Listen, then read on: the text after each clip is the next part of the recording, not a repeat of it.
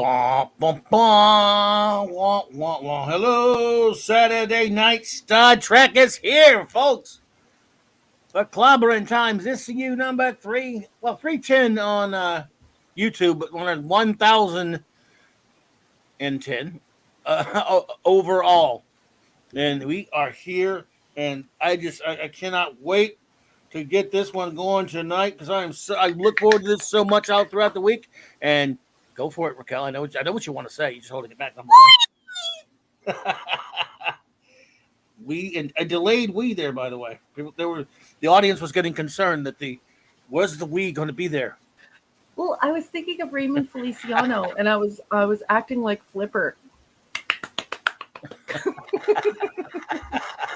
Well, I love it. I love it, and thank you for being here. Number one, I want everyone, of course, applause for the greatest first officer in the fleet, Commander R.M. Briggs.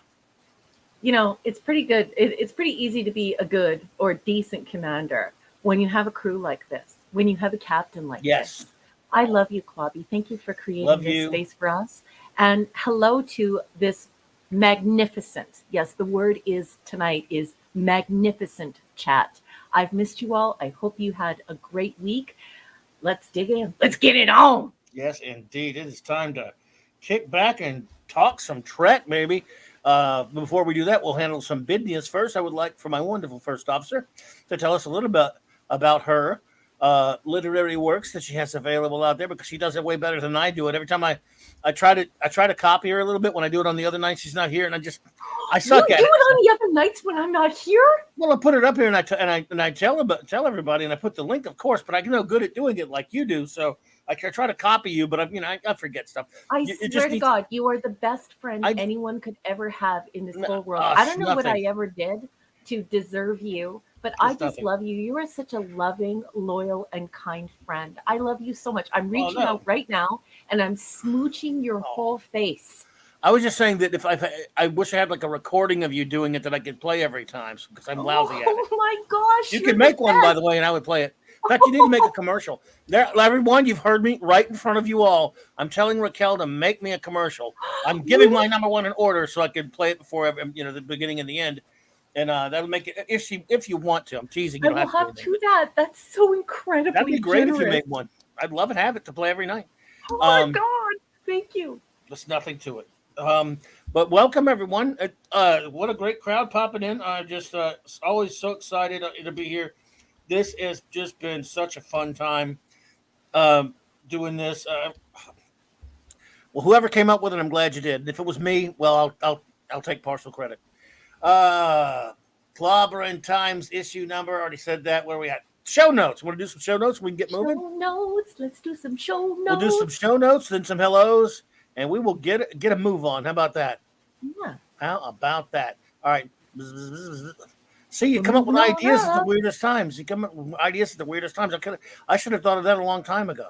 What, to do like a commercial? Yes, I should have. But this is the thing. This is why I'm always telling you in private, although you hate when I talk to you like this in public.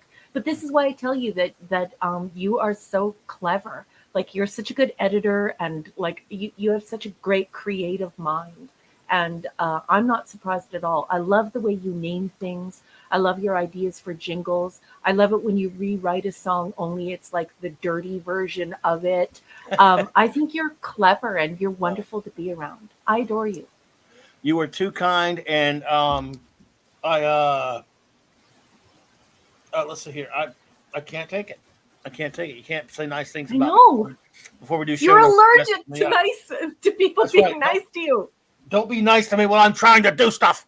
Your hives. I love you. I'm going to scratch your hives right now. Scratching the hives. Show notes, everyone. Obviously, I don't know if he's here yet, but always remember Sunday Night Geekery for our great buddy and our chief engineer, Mark D with a C, 10 p.m. Central Standard Time, 11 on the coast over there for his bloke sorts.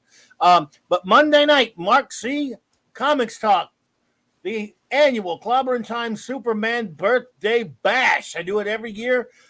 His birthday is the 29th, and of course we know there aren't very many February 29th, but I do it when I can, and this will be on the 28th. But celebrating the real Man of Tomorrow, the real Man of Steel, the greatest, the big kahuna of them all, the greatest superhero of them all, Superman. So this looks like a job for Superman. Yeah. And then Wednesday night on a wild card, the great 32 flavors of Nick Weiser, who I saw just popped in there. Good to see you there, brother.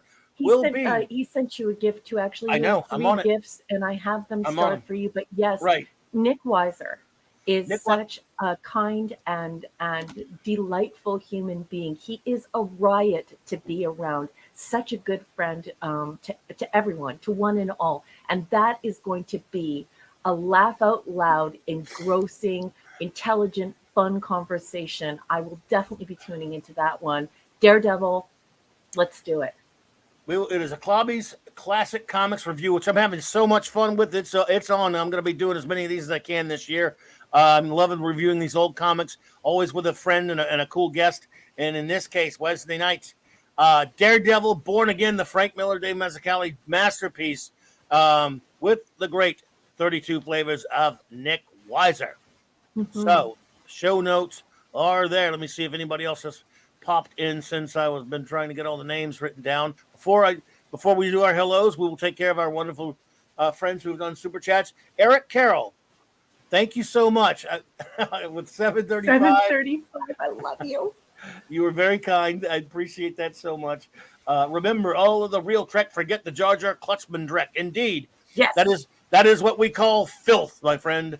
And thank you, Brandon, the anime guy. Brandon, thank you so much for the $5 super chat. Says, got through season 3. 3 episodes that deserve the club only and 3 tossed out of the airlock. But the ones that are great are really great. Yes. He's watching TNG right now also. Oh, good. Our great buddy, the aforementioned Mr. 32 there he Travis is. of Nick Weiser. Thank you so much, buddy, for the $5 super sticker. I can't wait to hang out with you Wednesday night, my friend. Sorry, Wednesday. That great JT Kirk.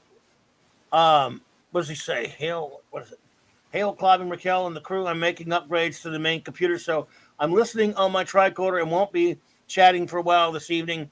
I could really use a couple of binars. Well, that's okay.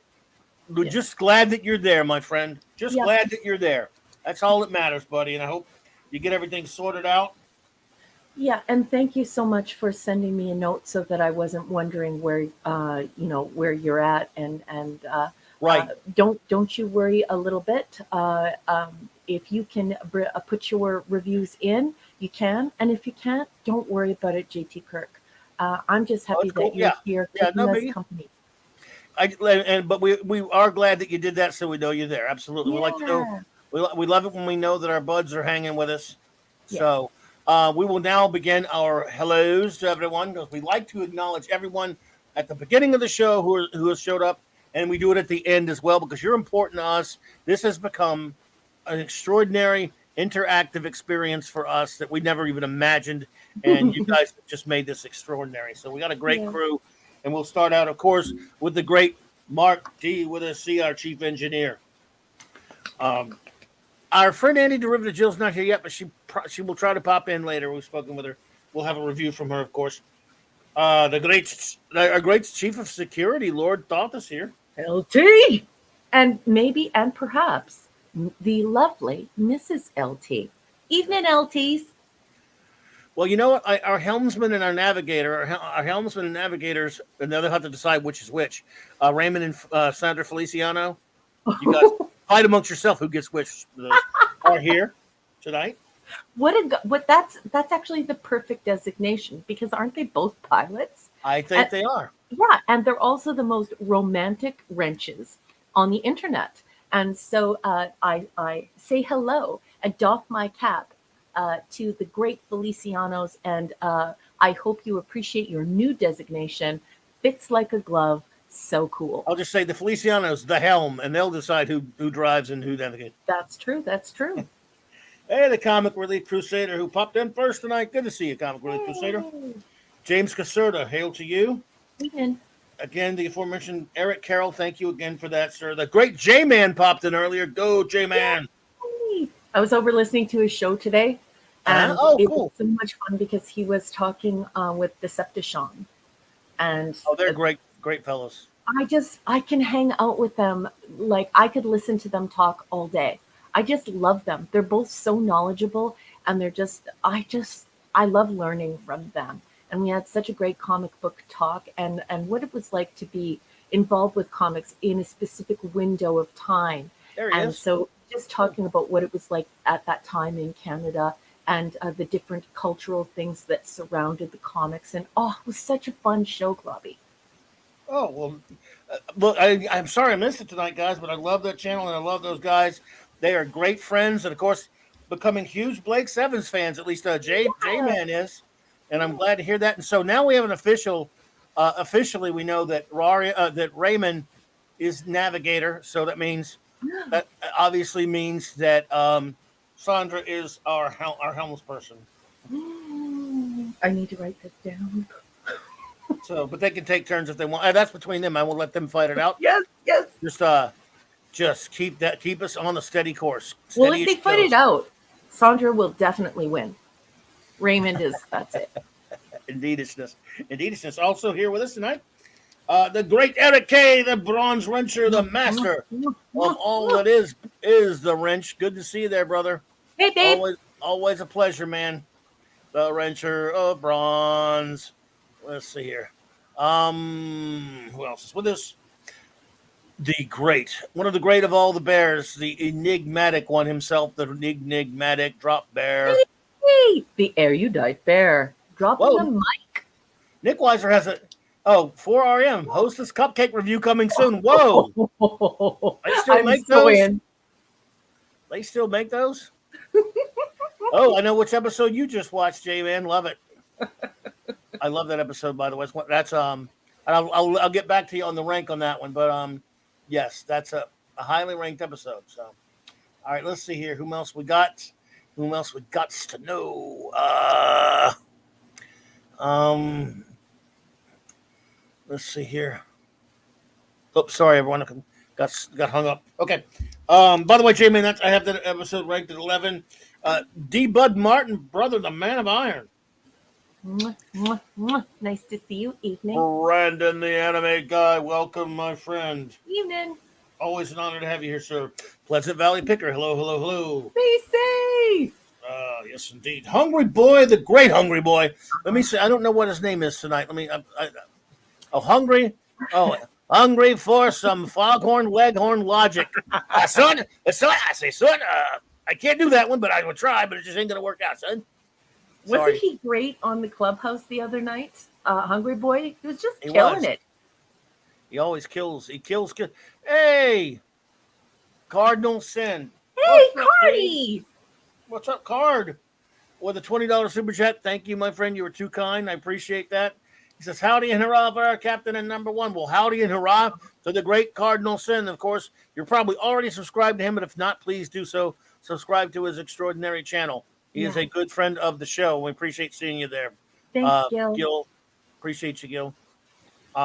Even though we're giving away your secret identity by calling you that. Yes, we should not do that. Yeah, we shouldn't dox you. Let's see. Let's see here. We have someone new in the chat as well. We do. I know. I got him. I got it written down. You got him? Yeah. Well, I want to give him a nice warm welcome. Rod Thunderheart. Hey, Alberta. Yeah. But you're right. Let's say hello to our new friend in the chat. That would be Scotty R37. Oh, cool. Hello there, Scotty. Is that the one you were talking about? Or do you have seen someone else? Scotty. Hello, Scotty. Cal L. Buddy, the man of superness.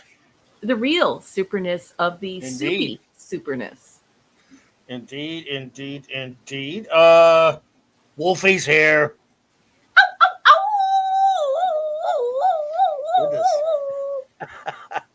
Zax, you Hulk villain. What's up, buddy? Zax. Good to see you.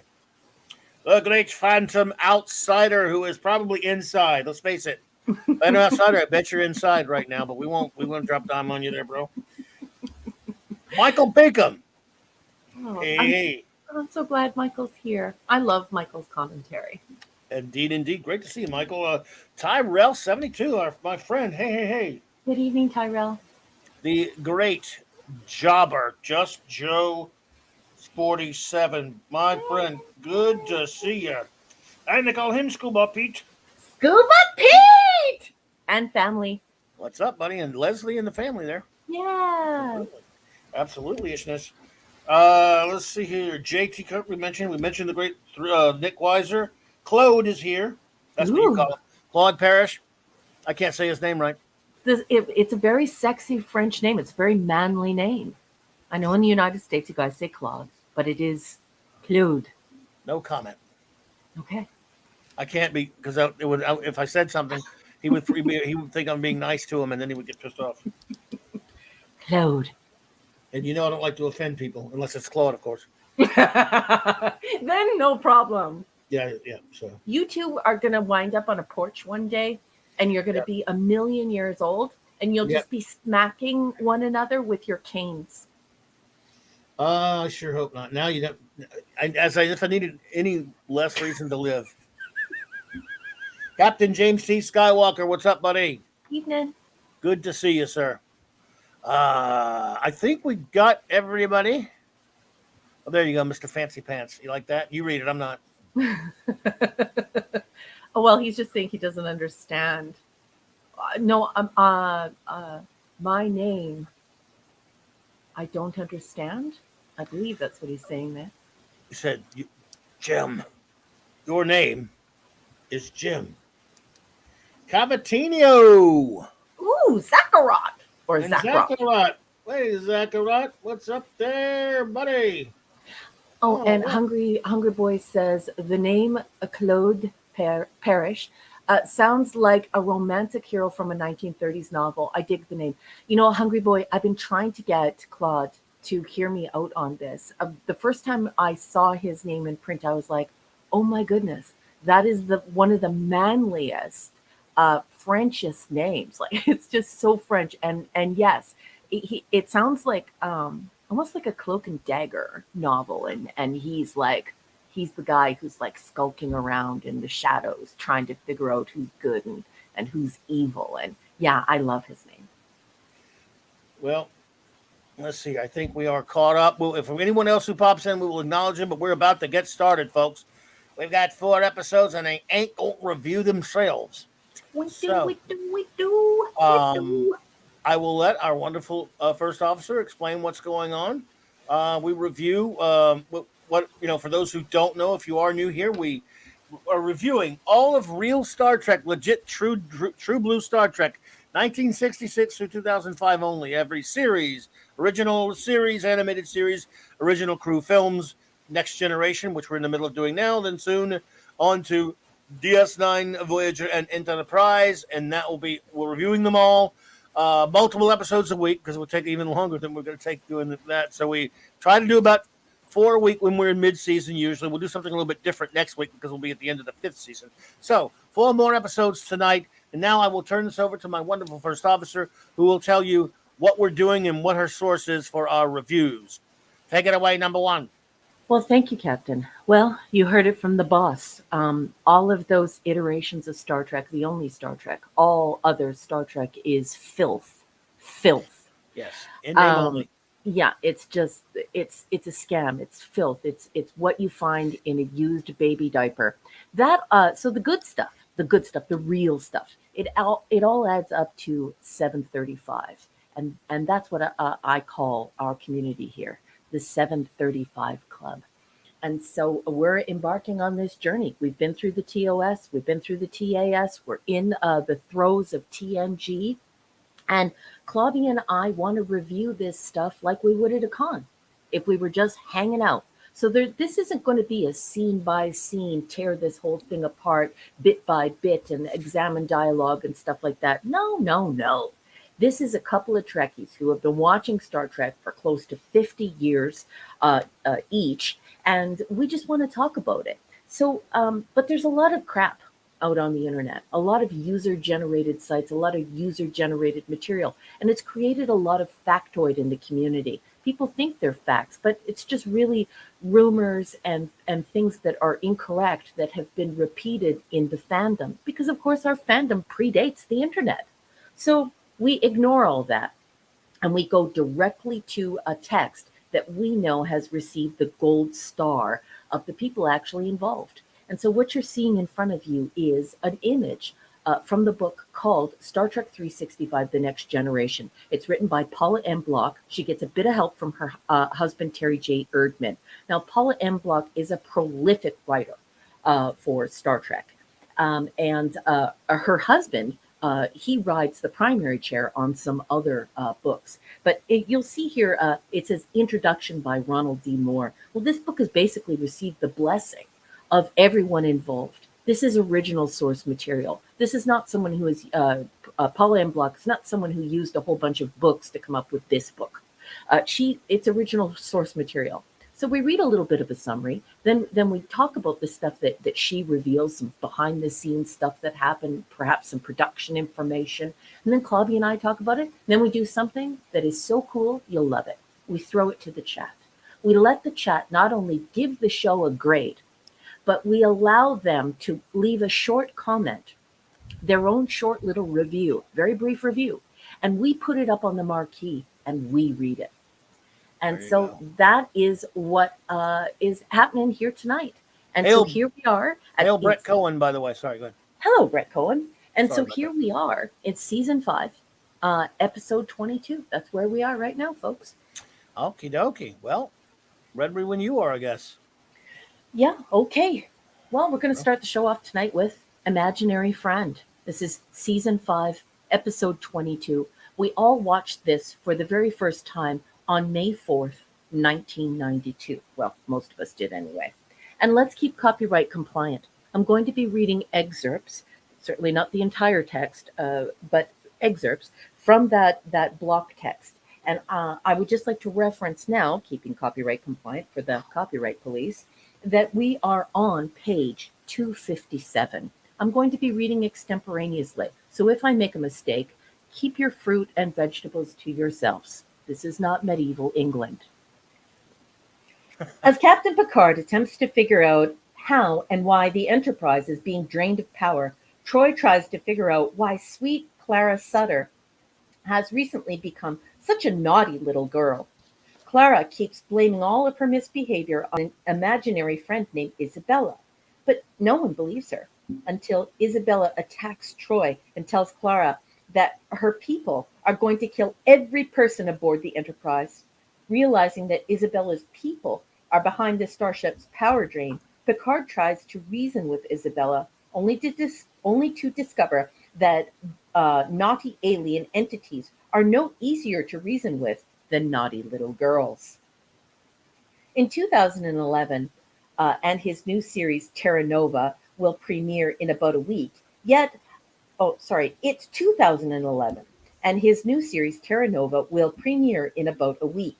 Yet Brannon Braga still enjoys going through a list of his TNG episodes. When he comes to Imaginary Friend, he starts to chuckle, but it's an ironic, self-deprecating kind of chuckle. You can see the pattern here, can't you, he asks. I go from writing a good one, like cause and effect, he confirms. And then Imaginary Friend falls into my lap for a rewrite. It's like I would be rewarded for doing a good episode by being given one of these. Well, one of these would be a story that already had been through the hands of several freelancers before it got to him. And just so you know, folks, that always means the episode will suck. Still, Imaginary Friend isn't a bad story. It's just one in which Braga didn't have much room to maneuver. I think it's one that people don't like very much, Braga admits. It was a cute little story, maybe a little predictable. The concept might have been better as a half-an-hour Twilight Zone episode than an hour-long of The Next Generation. I actually enjoy writing for children, he says. Well, then go write for a children's show then, you dingbat. Anyway, let me put it to you this way. It's a lot easier to write a young girl's dialogue than Captain Picard's. Picard is brilliant. He's articulate. He solves problems in the right way. He's thoughtful, presidential. Can I add to this list? He's stiff, boring, useless, physically unattractive. Okay. He's thoughtful and presidential. I'm none of those things, says Braga. So the hardest character for me to write in my entire career to date is Captain Picard, he says. Oh, wow. Talk about a big load of hyperbole. We might need the Claw Mhm. Boney just for the hyperbole. He's still at the top of the list. Writing a 7-year-old girl is no problem. And that is all the block text has to say about imaginary good writing. I mean, imaginary friend. Clobby, I'll throw it over to you. Captain, please tell me, what did you think of the episode and what did you think of the coverage? I don't know what everyone's complaining about. It's finally something to do with a kid, and it's not Wesley. Yay! No, a win. No, no, but yeah. Look, first of all, one of the things that is interesting in the coverage is that they mention sort of somehow, like when they mention Twilight Zone, that there are a couple of actually genuinely scary moments with the girl. When the girl is, when what's her when Isabella Yeah, is invisible to the girl and she's really scaring the girl and stuff like that. yeah, I think the concepts. I don't think the. Let me. Brandon Braga is usually turning people into monsters. At least he wasn't doing that. I think the concept is okay. I think the idea for the episode is all right. The problem was the execution. I don't think. I mean, there are way worse episodes to me than this. I actually didn't mind at the end there the way that was resolved peacefully and hmm fairly well. Just it's mostly just kind of bland. I mean, the thing is, you're asking this little girl, God bless her, to carry your whole episode. Hey there, Jill. Good to see you, Jill. Hey, hello, you beautiful nerd. Everyone, our communications officer has arrived. Anti-derivative Jill. Hey, Oh, baby. Jill. So you're asking, this little girl to carry the entire episode. I think she does a pretty good job, all good things considered. Um, the whole some of the stuff. I kind of like some of the concept of the episode. I just don't find it particularly riveting or compelling. It's okay. It's just, I mean, it's been way worse than this. I mean, we've been through Wesley episodes, so kids don't really phase me anymore on this show. I just think Brandon Braga's kind of hacky to say some of that crap that he said. That actually concerns me more than the episode. Some of the dumb stuff. But remember, we're talking about Brandon Braga. Not, I mean, maybe a nice guy and all that stuff. A dude who was obsessed with turning people into monsters in every damn episode he wrote. Yeah. And So, I was waiting for everyone on That's Incredible to just break in and say I'm John Davidson, and because of the dolls and the possession and all that. So oh yeah, yeah. he does do his creature feature here, and Yeah. Yes, yeah. So that just again, anyway, go on with your notes because I don't really have a whole lot to say about the episode. I've well, seen way. So if we haven't seen such way worse episodes than this, maybe I would be more true. annoyed with it. But I really just didn't. So it's just kind of a blah one for me personally. Yeah. Mr. Tickle Trunk Mr. Tickle Trunk is here, and so and I need to Macerus. blow him 10 million kisses, and I also need to blow 10 million kisses to Macerus. Good evening, gentlemen. Yay! And I love what Hungry Boy just said. It just flew by in the chat, but he said something like Brandon Braggart. Yeah, Careful, yeah. Hungry Boy. You might take over Scuba Pete's job. He's the puntastic, punerific, puntition. Okay, folks. So Yeah. if you're new around here, Clubby just told me to read my notes. Well, I rewatch Star Trek every single year, from TOS to ENT, all 735 in order. And so I was thinking to myself, what could I possibly do outside of a pick it apart, a scene by scene review? And then I thought to myself, I'll just take notes. So here are my notes as I watch the episode, which I take down with a pencil and a piece of paper. So let's get it on. Okay, this is so much like The Child. It's a slightly more Omen style horror version of The Child. We have this energy dot that finds its way in. It's passing through different members of the crew, trying to choose which body it would like to inhabit. I put Noli Thornton is a beautiful baby redhead. She is a terrific little actress. I just think she's absolutely adorable. And she is a very compelling actress. You believe that she is the Noli Thornton. You believe that she is little Clara Sutter every step of the way. The Shay Astar, I believe her name is Shay Astar. That's how you say it. Playing the Isabella or the alien character. Not so much. her demonic acting is terrible acting, I put in my notes. Then I put, remember, this is 1992. Guinan's imaginary friend was a non-binary Tartessian razor beast with an ambiguous pronoun. So, as all of you know, I'm regularly reminding the filth and the nincompoops who believe the filth of the facts. And so there's some facts, Jack. Um, there's another one, although certainly not the first. And so let's keep going. And then in my notes, I put, when Isabella overturns the pizza tower with the clay on it, an adult hand can be seen tipping the stand over. It is overly noticeable. And so I hate that scene because you just see like a man's hand just pick up the pizza. I used to own a pizza restaurant, so it's a pizza tower.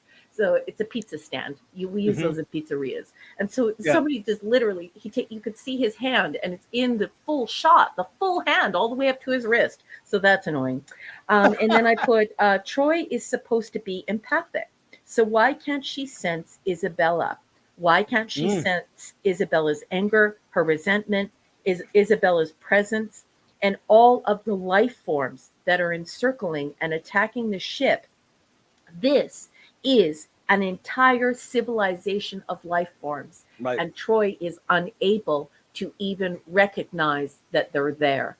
So this for me, I'm not sure if I want to call on the Clawbony, but it's not getting a good grade from me, boss. I understand. Steve Mitchum, the great Steve Mitchum's here. Hey, Maddie, hey, buddy. Scott. Good to see you, bro. Lee Anthony Davis, welcome. Yeah, I mean, I thought there was some interesting things in it. I kind of liked the end resolution a little bit when it ended peacefully, and when the being was made to understand that the humans weren't being horrible to the child. Yes. And they just helped the creature, moved on, and we didn't have some kind of big horror ending. But there was some relatively scary moments with the two kids. But I agree with you. The girl playing with Isabella was not as good as the little girl playing. Oh God, what was her name again? Isabella was played by Shay Astar. Right, but the other one was better. Noli Thornton. Okay. She's left Hollywood. I guess she just did a few things when she was little. I'm happy for her for that. Yeah. Me being Irish, pedigreed Irish, right? I look at that sweet little sweet pea in her beautiful emerald dress and her beautiful red hair, and I just think, oh, what a beautiful little sweet pea. And she has these little tawny eyes, and when she takes to tears, they're believable tears. Her entire visage, her entire countenance gives way to those tears, and she's quite a believable little actress. A lovely, lovely little one. She did a good job. So, yes. Okay, well, number one, what is your rating of Imaginary Friend? It's a D for dumb, dull, doofus. It's too much like the child is taken over by That's Incredible. I'm waiting for the cast of That's Incredible to review the episode. Show the demonic doll eyes and it's a D. Everyone hold your reviews until I call for them. But I hear you. Actually, I thought it was better than something like that. I just couldn't.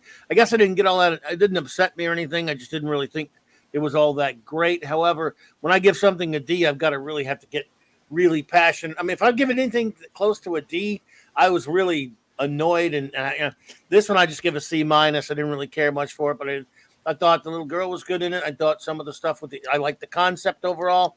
So I wasn't all that put out by it, but I definitely understand why you're saying that. It's very hard for an adult. Like at the time when Imaginary Friend came out, I was a mom, and I'm watching this, and I'm thinking, am I watching a kids show? Am I watching the Kids Network? Like it's for like there's just too much storytelling told from the child's perspective, and doesn't work for me. There you go. So now, everyone, the word is given. Please, my good friends in the chat, if you are so inclined, please give your rating of Imaginary Friend, and any comments you may have. Go. Yes, please do, and we'll read them. So the word has been given by the captain. Please fire away. Oh, and here they come.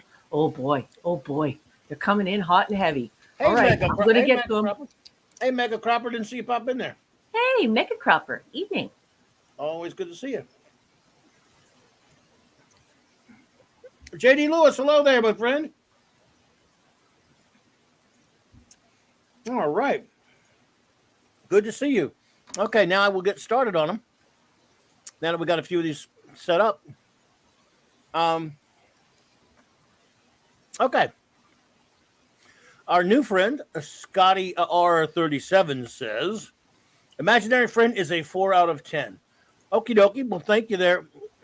Appreciate that, Scotty. Thank you so much. Lord Thoth, there's more along your lines there, Raquel.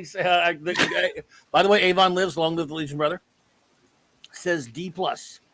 Actually memorable, if not a great episode. The universe does try to kill us, and if it is, and if it is sentient, OMG, haven't we all had that mischievous, evil, dark, imaginary friend? What? Just me? Not just you, probably. Not just you, probably. Thought. I don't know.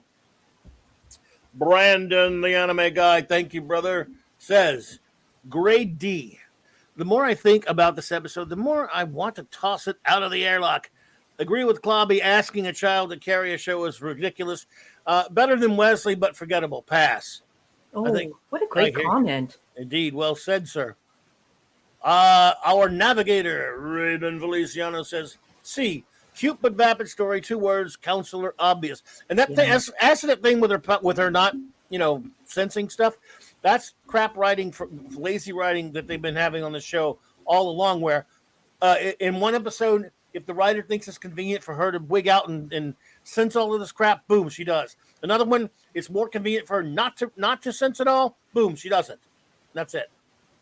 Yeah, and the entire time betraying Gene's specific words in his Bible for how he described the abilities of the character and went above and beyond to explain that she does not have the same abilities as Spock. So she's not telepathic. And so what they wind up doing is they wind up crapping the bed continually. Either they oversell her abilities or they undersell her abilities. And so they create this constant continuity error. And so it becomes tiresome. Plus, with regards to kids, this show shot whatever goodwill you ever want to extend towards it with kids with Wesley. So when you have if you do a kid episode, like, for example, I hate And the Children Shall Lead, but I think Miri's a pretty good episode. Yes. And you got kids in it. So if you're going to have a kid episode, that's one thing if your story's okay, but people are so sick to death of Wesley, then what do you do? A week later, you give it, whatever, but a couple weeks later, but yeah. Anyway, Eric Carroll says C+. Picard nails it when talking about children. Yes, he does not like children. B- for Mega Cropper. All right, Mega Cropper. I like our new friend Eric Carroll because he's like us. When he goes after an episode and it's not good, Eric Carroll just says it's not a good episode. But he looks to the highlights, the sweet spots, the great parts in it, and he talks about those things as well. And so, yeah, I doff my cap to our new friend, Eric Carroll, because that's the way you really should look at something. Not to hate it, just pick it apart just for the sake of it, but to be honest about the great things in it that make it Star Trek. Indeed, Eric. And to call him Scuba Pizza C. Fairly good creepy factor. Expected Isabella to ride a tricycle down the corridor. Yeah. The power of Picard compels you, yes. So let's see, man, dude, all over the place with the Shining and the Exorcist references. I'm down with it, brother. Yeah, yeah. Pleasant Valley Pickers as a C-. Barely remember it. Not too interesting when I watched it. Maybe not awful, but not good either. A meh episode.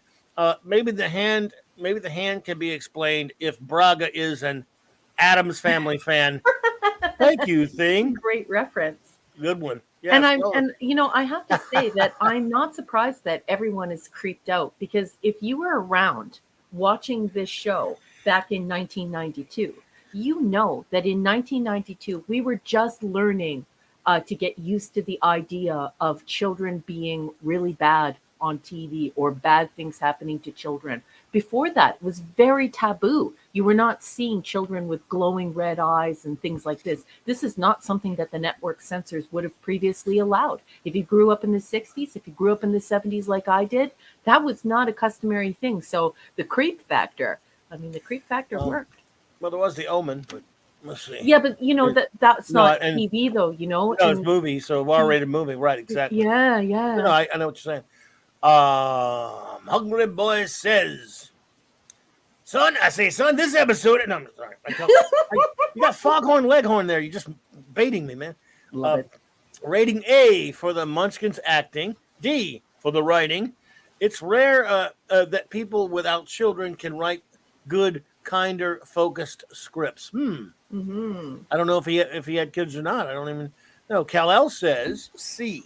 This episode had an interesting premise, but its implementation was average at best. Not necessarily a bad episode, but it wasn't a particularly memorable one either. That's kind of where I am, man. Taut and well wrought. That review. Taut and well wrought. Excellent review. Thank you so much. Well done. Man of superness, for sure. JD Lewis, hello again, my friend. I'm happy to have you here, JD. Hola, friends. Imaginary friend is worse than homework. D. Well said, JD. Now we have our wonderful communications officer, number one, if you would do the honors.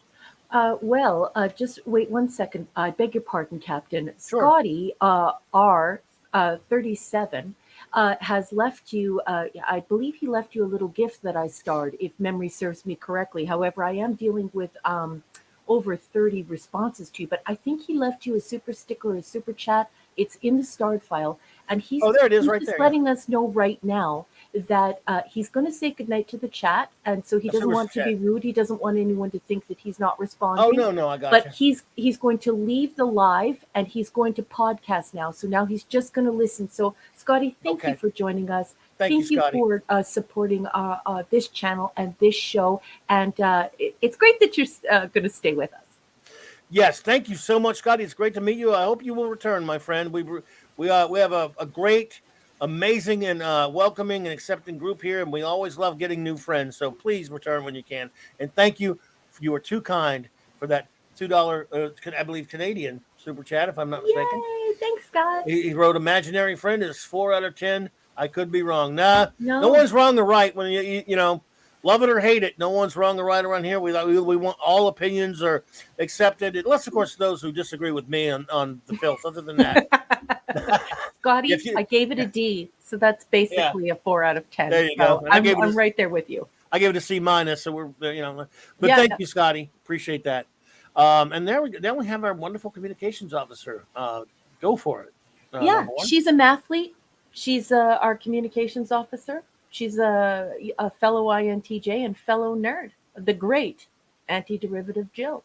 She's got a 4-parter, so it's not an Esh pick, but she's giving this episode a C+. Hello, Dalek451. It's Dalek, right? Not Dalek. Dalek.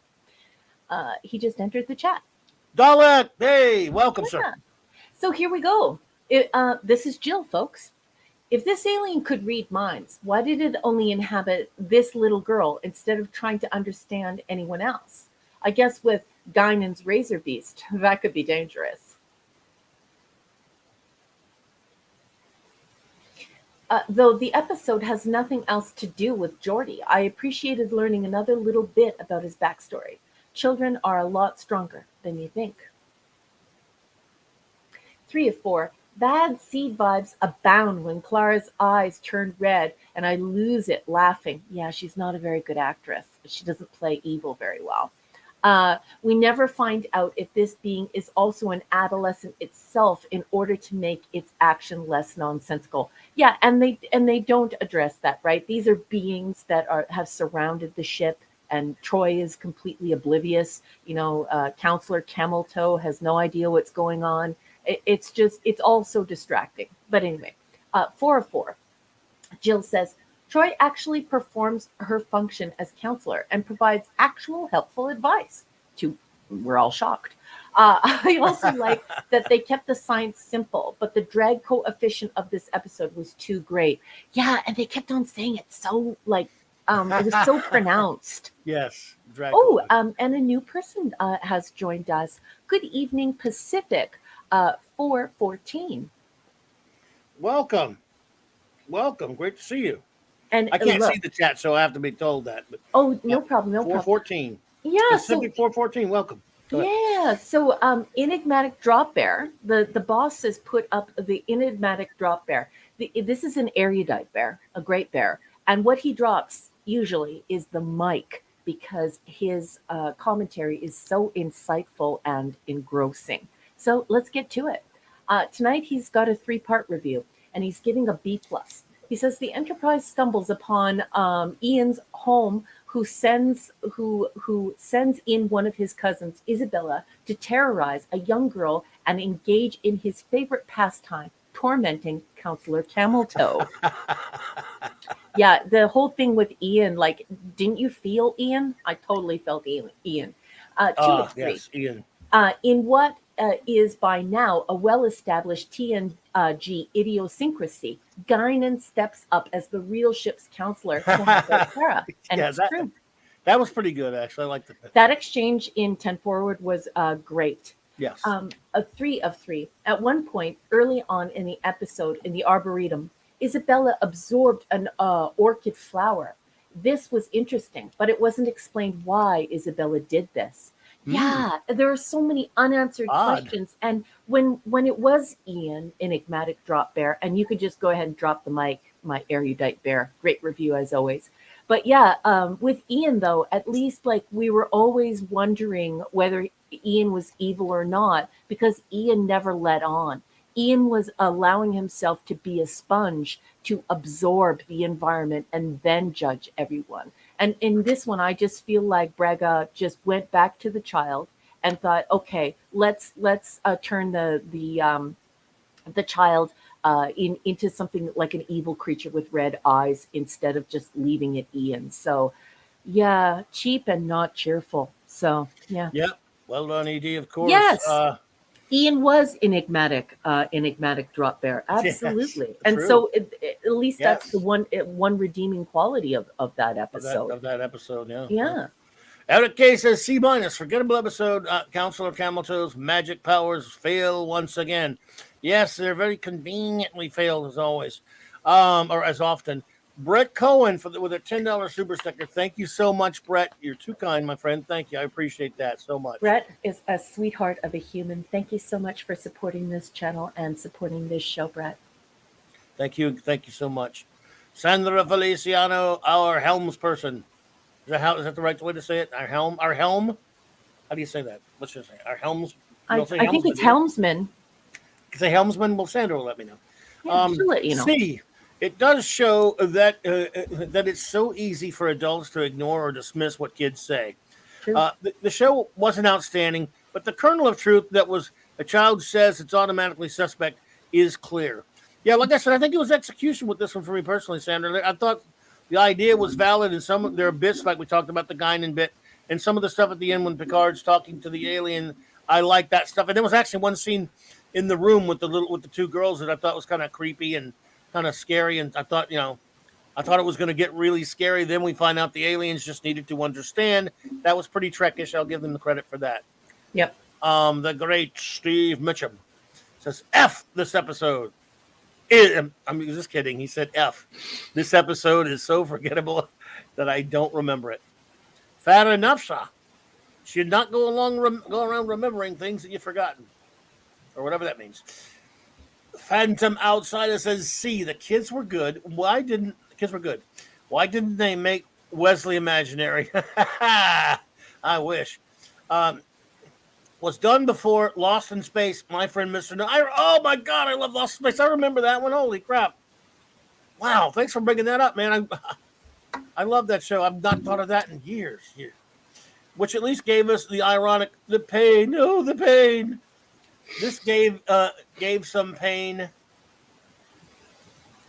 but wasn't that horrible. R.I.P. Sally Kellerman, who was in a way better episode. Yes, we talked about her the other night and paid a tribute to her We the other did. night on the show. So yes, R.I.P. the lovely Sally Kellerman. Aravic Next, Sonder, good my dear. evening and welcome. Aravic, it is good to see you. Welcome, my friend. Let's see here. Wolfie says, D, did anyone really feel bad that Alexander was attacked by a ghost? Probably should have lied about stealing that lizard model and a few more episodes back. What in the heck is a tartar sauce razor feet? Oh, I don't know. Tartesian razor It's beast. tartar. Good one, Wolfie. Yes, I don't know, but I want one. I don't know what it is, but I want one. He just made me tear up. That'll be my imaginary friend from now on. Teared up. Indeed. JT Kirk says C+. I'm not sure why aliens manipulating children is a motif in TNG, but I don't like it. Agreed. A good point. As a parent, I hate seeing kids getting used in this plot. At least the kids cry less than Mikey Spock. Well, who JT Kirk, I totally agree. Well we done, are Jay. of one mind Yeah. on this. I totally agree. Yes, that's very good point. It is a I good didn't point. think about that. I love it. Well done, sir.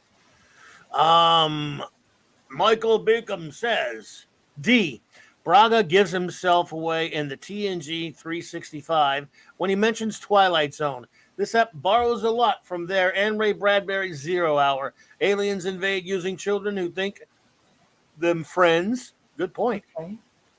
I don't remember this one well enough, but a story like this is made or broken by your child actors. Yes. Again, Troy is useless. Mm-hmm. The one you might include an empath. The one reason you might include an empath, and she misses it again. Yep. True. Love this review, Michael. Picard has to explain parenting. That's a good Yeah. point. How about getting someone who is actually a parent?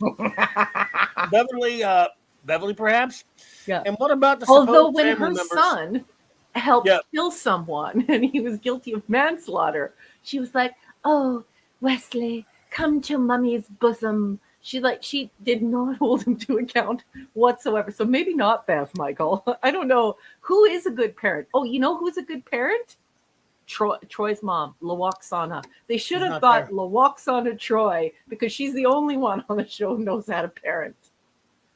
And what about the supposed family members, teachers, etc., that are supposed to be there? Well, Yeah. Picard first had that episode Disaster where he learned more about kids, and he is the captain. So I see what you're saying, but if I'm the captain, I want to handle the deal myself also. True, Yeah. true. I see that. I see what you're saying. Good points all the way around. Hey, Narat and Maximanda, I didn't know you were here. Hello, Narat. Yeah. Always good to see you, my friend. Another great pair. Captain James T. Skywalker says a real Pepe Le Pew episode. I believe he's referring to its aroma. Narat says I give it B for scaring me as a kid back then, and for sticking with me over the years. Definitely some bad acting and writing, though. Also, it also is it just me, or is there something up with that girl's head? I don't know, but it might not just be you. I can neither confirm nor deny. Pacific 0414. It's great to see you. Never cared for this episode. Well, there you go. You're probably not alone, looks like. And yes, helmsman indeed, says Sandra. Okay. And James says helmsperson, but Sandra says helmsman, so I'm just going to say helmsman. But the thing is that in Star Trek, James Caserta in Star Trek, where she would be a crew member here, it is helmsman. And when you would be addressing me as your commanding officer, you would definitely be calling me sir, or I would be sending you to the airlock. Well, maybe not the airlock, but I might borrow Worf's pain sticks.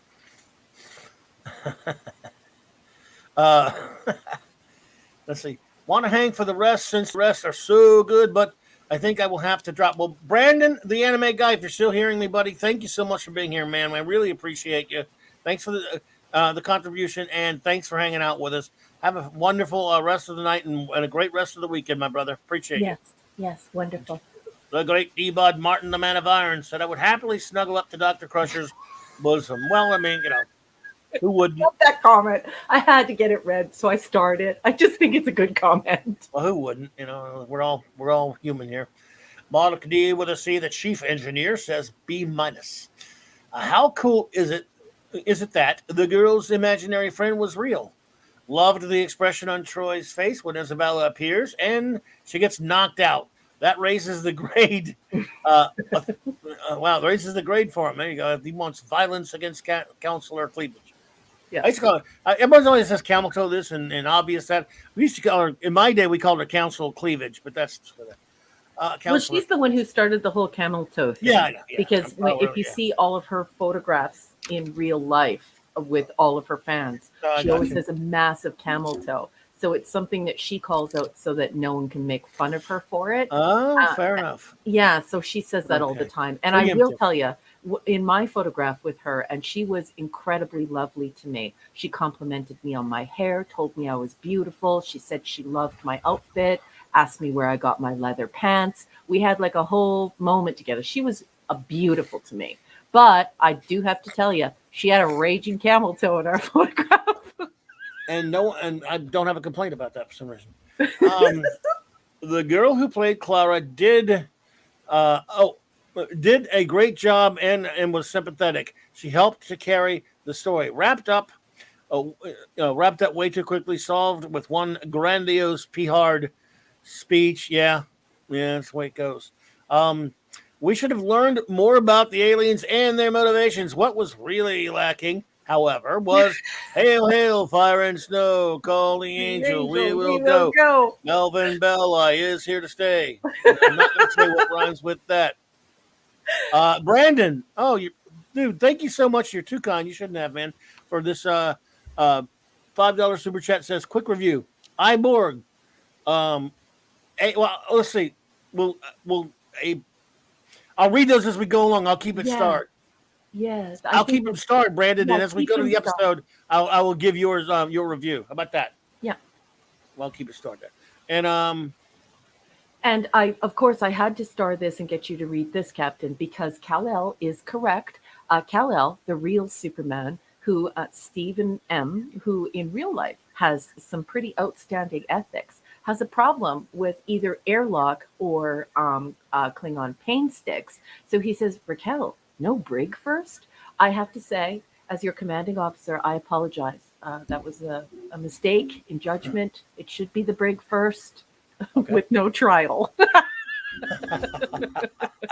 Thank you, Kal-El. Thank you, buddy. Appreciate that. Well, with all that, I think we are now ready, my friends, to go on. What do you think? To our next episode? What do you think? Let's do it. We ready. Borg. I am Iron Man. No, I'm not, but I'm Borg. Oh, look who's here. Who? Dad Man walking. What's up, Dad Man? What's up, buddy? Evening. Good to see you, my friend, and hello to the clan. Hold on for a second. Dad Man, did he leave a review? Heidi, sorry, I'll have to take an F from Dr. Tonight, since I didn't do the homework last week. I'll sit in the class. Oh, well. Oh, yeah, I will star that so that you can read that, because that's fine. This is a very important person in our community. Oh, yeah, we know. And if he wants to hang out in the chat and not leave the reviews, go ahead and just read that for everyone. Well, I guess we'll just let you hang out just this once, Dad Man, but don't you ever let it happen again. Dude, don't be ridiculous. You don't have to have reviews. We're glad to see you, brother. Yep. You're a friend. So I'm glad to see you. I hope you and the missus and the youngins are doing well, buddy. Yeah, we love the Dad Man clan. Good people. Fetusness. All right, so should we get it on? Whoa. What? No, so I'll address it later. Something that a certain LT said there. But okay. Anyway, go ahead. Let's get it rolling. Okay. We have come upon Iborg.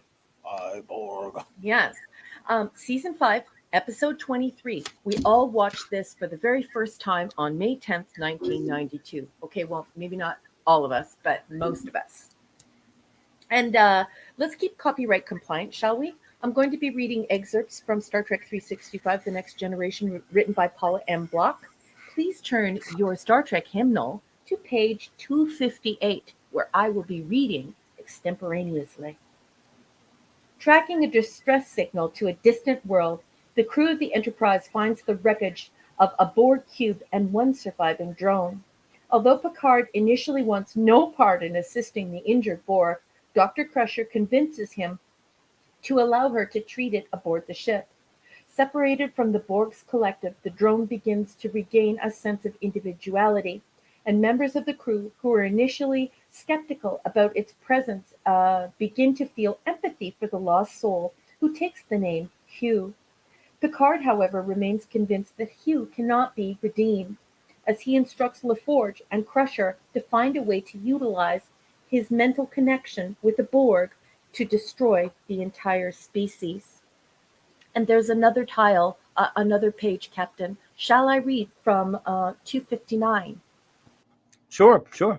Hey, here we go. The block text, page 259. By TNG's fifth season, Renee Echevarria had pitched and sold several stories to the show's producers. Are you having trouble with your microphone? No, I'm not. Oh, you're back now. You were dropping down a little bit there for a minute.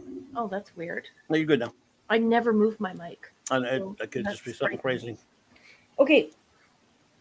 Although there is heavy equipment going right by my house right now, so that could be interfering with my Wi-Fi. Yeah, you're back up now. All right. I think everyone hearing us okay? Yeah. Forgot to do a sound check at the beginning of the show. Are you now hearing Raquel okay, everyone? I hope you can, everyone. Now I can hear you better than that second. No, it happens. Don't worry about that. Huge heavy equipment just drove by my house, and it must have interfered with Oh, that could have been it, yeah. Well, I'm hearing you fine now.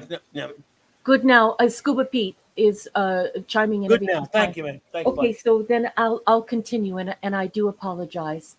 Old Pleasant Valley Picker, my friend in British Columbia, my fellow Canadian, says everything's fine. Yeah, it was just temporary. Go ahead. Okay, so I'll pick up where we left off. He'd also been given the opportunity to work on other freelancer scripts, including The Perfect Mate. Yet he remained in New York City, not quite ready to trade life on the fringes of Broadway for a more promising future in Hollywood. Iborg would change all of that. Like The Offspring, it was a story that sprang from one of Echevaria's ruminations on keynote elements of the series, in this case, the Borg. They were such successful characters, Echevarria says, and yet the producers hadn't touched upon them since the big two-parter. They didn't think that they could top themselves in terms of scale and scope. So I had this flash of inspiration. What if you reverse the way you look at the Borg? What if it was an intimate story about one of them? What would just one Borg be like by himself? What if we found a crash ship with one living Borg inside? The producers loved this pitch, but it was only after Echevarria flew out to LA to develop the script that they realized how much he had grown as a writer.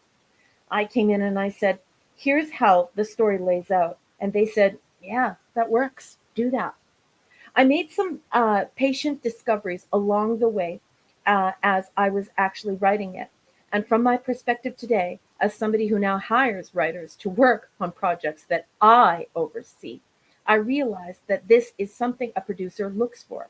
Somebody who brings more to the material than you just send them off with. Something that surprises you. And I think that sort of surprised Michael Piller, because on my own, in the writing of it, I came up with a whole gag that Hugh only uses the word we, doesn't understand the word I. Oh boy. Ooh. I'm gonna deal with that in a minute, folks. So if you're cringing there at that, don't worry, I've got your back covered. And I came up with the idea of Picard acting like Locutus and trying to push Hugh to the point where Hugh says, no, I will not do that. And that's the moment when Picard realizes that something has changed about this little Borg. And That's when they asked me to come and be on staff. That's when I moved from New York and started getting serious about writing for television instead of trying to do groundbreaking plays in basements. And there is another tile. Should I read it? Would you like to hear it, or shall we move on with the review? Captain? Captain? I'm sorry, I was muted and I forgot. Go for it. Yeah, absolutely. Okay, so from the block text, page 260. With production number 223, TNG film editor Robert Lederman became the latest in a line of first-timers allowed to direct. By luck of the draw, he was assigned to I, Borg, an episode destined to tug at the audience's collective heartstrings.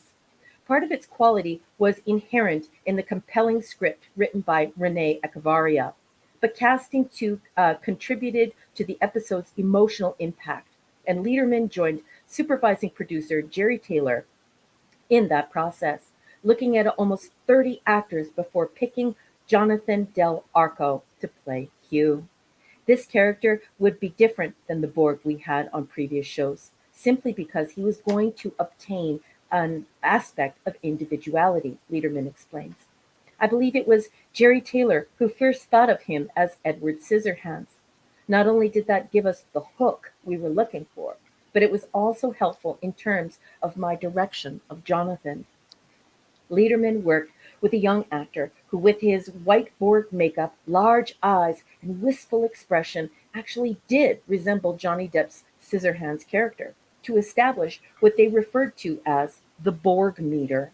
This allowed them to pinpoint where Hugh's inner evolution was at any given point, with 1 being all Borg and 10 being nearly human. Oh, so I guess they're shouting this out to him. You're not Borg enough. We need 10 Borg, not 2 Borg. All right? And in every scene, we had a number for where he would be on the scale, Lederman says. During rehearsal, if I said, Jonathan, you're a 6, we need you to be an 8, he'd immediately knew what I meant. Okay, well, I'm glad they explained it. Once again, Michael Westmore's junior talent with electronics enhanced a character's makeup. Westmore Sr. had decided to use a hologram for one of Hugh's prosthetic eyes, and in one of the scenes, Geordi asked Hugh if he could take a look at it. Hugh reaches up, pulls off the piece, and hands it to him, recalls Westmore Sr. And the question I asked myself was, what do you see when a Borg pulls his eye out? Westmore designed the eyepiece with magnets built into both sides of the appliance so that it would click together. His son created what was revealed in the prosthetic beneath. He built a 4-colored LED, so when Hugh pulls off his eyepiece, a series of red, green, yellow, and orange lights started blinking, Westmore Sr. says. We hooked the LEDs to a battery pack on the actor's back and ran the wires inside the headpiece. Westmore Jr. was also responsible for creating the electronics in Hugh's Borg hand. And then in the text here it says, opposite, Lederman and Del Arco compare reading on the Borg meter. Between scenes, Del Arco peeks out from beneath his prosthetic. And that is all the block text finally has to say. 3 pages on iBoard. Yeah. I'd like to put it to you, Captain. What did you think of the coverage, and what did you think of the episode? Well, definitely some pretty interesting coverage and stuff I did not know about. The episode, I tell you what, I'm torn to pieces on the episode because back in what was it? 92? Yes, it's 1992. I beg your pardon, Captain, for seeming far away when you were speaking with me. But we've been joined by a new person. I would just like to give a shout out to the Woke Breaker. Captain, please welcome the Woke Breaker to the crowd. Right. Absolutely. Woke Breaker, good to see you there. By the way, we have some other ones. Double C. More. Apollome's Minion. Hey, and Pupper. The Pupperoni's here. Canadian Spider-Man. What's up, buddy? Hey. So, I forgot I was going to do that before I said anything, and I forgot already. Back in 92. Hey, Tim's Talk. Hey there. Good to see you there. I hated this episode back then. Hated it. And the reason why? Go ahead. No, I was just going to say a lot of us did, and I think we're going to have the same reason. But go ahead. I beg your pardon. Well, I've actually changed on it a bit though. I hated it back then because I just felt that look, I'm a big Kirk guy, and I asked myself what would Kirk do, Yeah, and Kirk would use this Borg to destroy the Borg. I'm sorry, that's he will. practical. That's practical.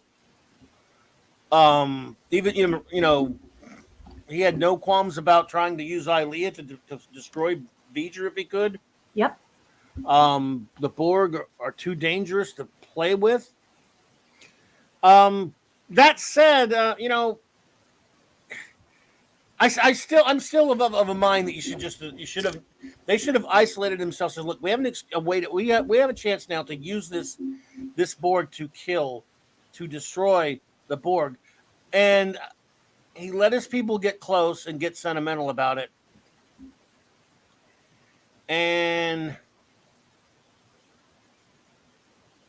I just I can't. I can see why if you let yourself get too close, where you would have reactions that Geordi and even later Picard and Guinan are having. But I'm sticking to it. Kirk would destroy the Borg. I think he did not consult the Admiralty. He did not consult Starfleet that I ever saw. I Oh, think Picard overshot his authority I think so too. by just willy-nilly deciding to do this crap. So on the one hand, it's some of the stuff with I feel for anyone who gets turned into a Borg. Yeah. Hugh or whoever he was before that didn't ask for it. Yeah. And in an ideal world, a very Star Trek thing to do is to try to help anybody, because the way they helped Picard get turned back from Locutus. But the fact is, you don't do that when the Borg are that big of a threat, and you certainly don't. Picard, who the hell do you think you are? You're not an admiral. Well, You're not now Starfleet. everything you're saying sounds exactly like my notes, except for the fact that you're just missing the one little piece. But once again, you and I are of one mind, my Star Trek soulmate and my captain. Well, look, I'm not saying I still don't hate all of that. I'm simply saying watching it again a few times after that, I understand why they got soft because they went and they realized that is a poor soul that did get taken in by the Borg, but so have millions of others. And Well, you it's can't. interesting you should say that because I have always thought that Hugh was born Borg because I don't know. when you would be disconnected from the collective, Maybe he you was. would I you don't would know. instantly start experiencing PTSD. You would have flashbacks of your life and flashbacks of your life being taken, and certainly a lot of really horrific surgeries being conducted on you.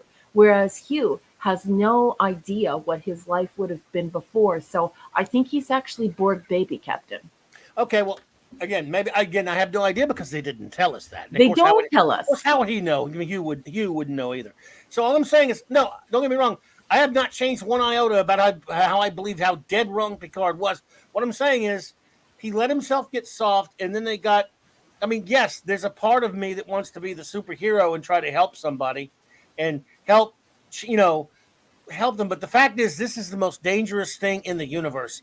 You send him there and you destroy them. You make the call. It's not easy. If it's your call to make, it's not even your call to make, Picard. So this episode is manipulative crap because of it. Yeah. Well, In my opinion. it's the same as people who have tigers as pets. You can think all you like that a tiger is a great pet and that it loves you and that you've made a connection with it. But at the end of the day, you're still a salty little snack for a tiger. So, Right. all of your comments sound a lot like my notes. So notes, go for it with your notes. Jerry Taylor wanted the Borgs to be like Johnny Depp as Edward Scissorhands. Just so everyone knows at home, if you're new here, you need to know that I don't read the block text beforehand, and Claudia and I also do not discuss our reviews or the episodes beforehand because we want to keep it organic. So there might be some repetition. And I just put in my notes, this was hyper obvious at the time. Everyone had just watched Edward Scissorhands in 1990. So we thought it was super cheesy because he was acting like Edward Scissorhands. So yeah, back in 1992, we were fresh out of Edward Scissorhands, and we were like, why did they Johnny Depp him? And then I wrote another episode where Data using contractions is obvious.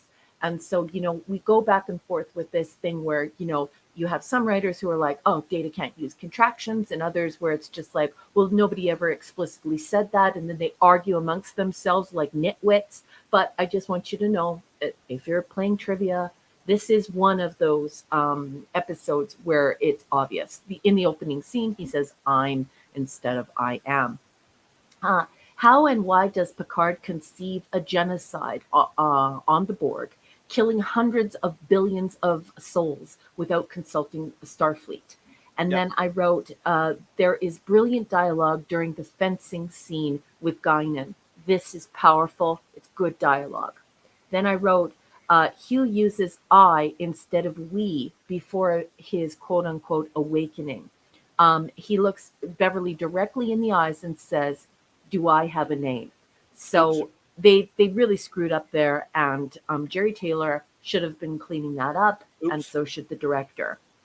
And then, of course, he immediately goes back to we are Hugh, until he has his quote-unquote awakening. So there's a huge mistake that they overlooked in the show. None of us in 1992 at that point could believe, we couldn't suspend our belief. It was already shattered, and all because of a simple oversight, but a glaring oversight that should have been cleaned up. And I wrote, Picard calls off weaponizing Q to kill hundreds of billions of souls without consulting Starfleet. So, and that's all I have in my notes, boss man. Yeah. I mean, look, like I said, I don't mind. Here's what I mean when I say I still hate it.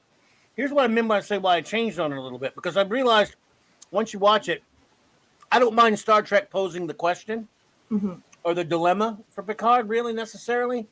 Even though, again, the worst part is he doesn't even contact Starfleet, which is absolutely idiotic. Yeah. He just decides all on his own, and he's doing it in conversations where he hasn't even consulted with his team. And that's saying a lot, because this isn't Captain Kirk.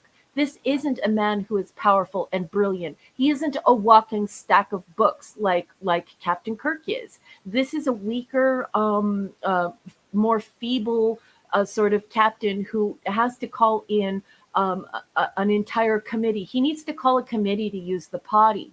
And here, he doesn't call his potty committee to even discuss it. He just decides, like, all by himself, yes, and then no. It's very weird. That's what I'm saying. Back then, I hated it so much. Not the same way you would hate a bad or stupid episode. I hated every single thing, every decision written in the writing, and I hated the way it ended up. What I changed is I would not have minded them doing the story and posing the question if you could find some way over the idiocy of him not contacting Starfleet, which kind of damages your episode anyway. And at the end, it goes, you know what? Look, I'm sorry if this is, I'm sorry that people do get absorbed by the Borg, but the fact is, no, we're destroying the Borg. Cisco wouldn't have even hesitated. Yeah, and I mean, if they would have gotten into some type of conversation that was highly philosophical and left us to decide what we thought, like the man with the tiny mustache, in your basic first year university classes, when you start taking social sciences, you're studying anthro, you're studying psychology, you're studying poli-sci. One of the questions they would say is if you had the power to get rid of the tiny mustache man, would you do it? And of course, I'm not being facetious. It's just the Google and YouTube has a provisioning system. They provision the algorithms to, shutter accounts that use that word. So I'm just saying tiny mustache man. But here, if we would have gotten into that, into the meat of that, and we would have made it a serious first year university debate on whether or not you can kill the tiny mustache man when the tiny mustache man is a baby and prevent millions of people from dying. And so, but they're not even brave enough to do that. And so, yeah, it's annoying. It's annoying. Indeed. So what is your rating of I, Borg, number one? This is a C for me, and I know that's going to be shocking for the filth fans. The filth fans really like this episode. It is lauded. It receives outstanding ratings. Some people say it's in the filth crowd. They're not, of course, in the 735, but they say that this is among the best episodes in all of Star Trek history. But for me, it's just a big dingbat episode of dingbat, and it's a C. Well, I hear you. And the thing is, I understand why people like it. If this, but it's almost if you're taking when you like it, you're taking a certain side, or you're liking the decision, or you're not like. I thought, there was some really undeniably well written scenes with Geordi and Hugh and the stuff with Picard and Guy and all that stuff in that episode is pretty interesting, but it's still, I cannot get away from A, taking the matter into your own hands, not consulting Starfleet, and B, the ultimate choice not being, hey, sorry, but the Borg has to go. We've got to destroy the Borg.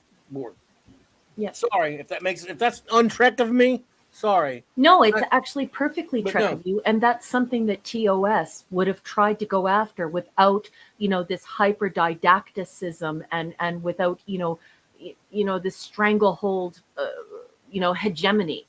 I think that TOS would have done this, and it would have been a masterstroke. But it needed to go to that social sciences place in your first year of university and do that with a viewing audience at home, and basically turn Hugh into baby tiny mustache and then pose that same question, because then people at home feel really weird. There is no right answer. There is no yes you should or no you shouldn't, and there are lots of people in the middle. There's no correct, there's no right or wrong answer there. It's just humanity asking, if you could prevent Tiny Mustache Man from happening, would you do it?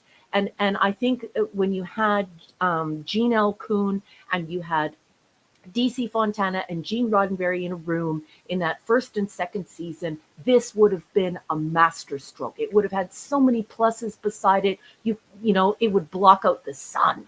But they didn't do that here, and Picard just, I don't understand. Like, he didn't even put together the I need to go potty committee and brief them on his choices. He's just making them willy-nilly. It was absolutely ridiculous.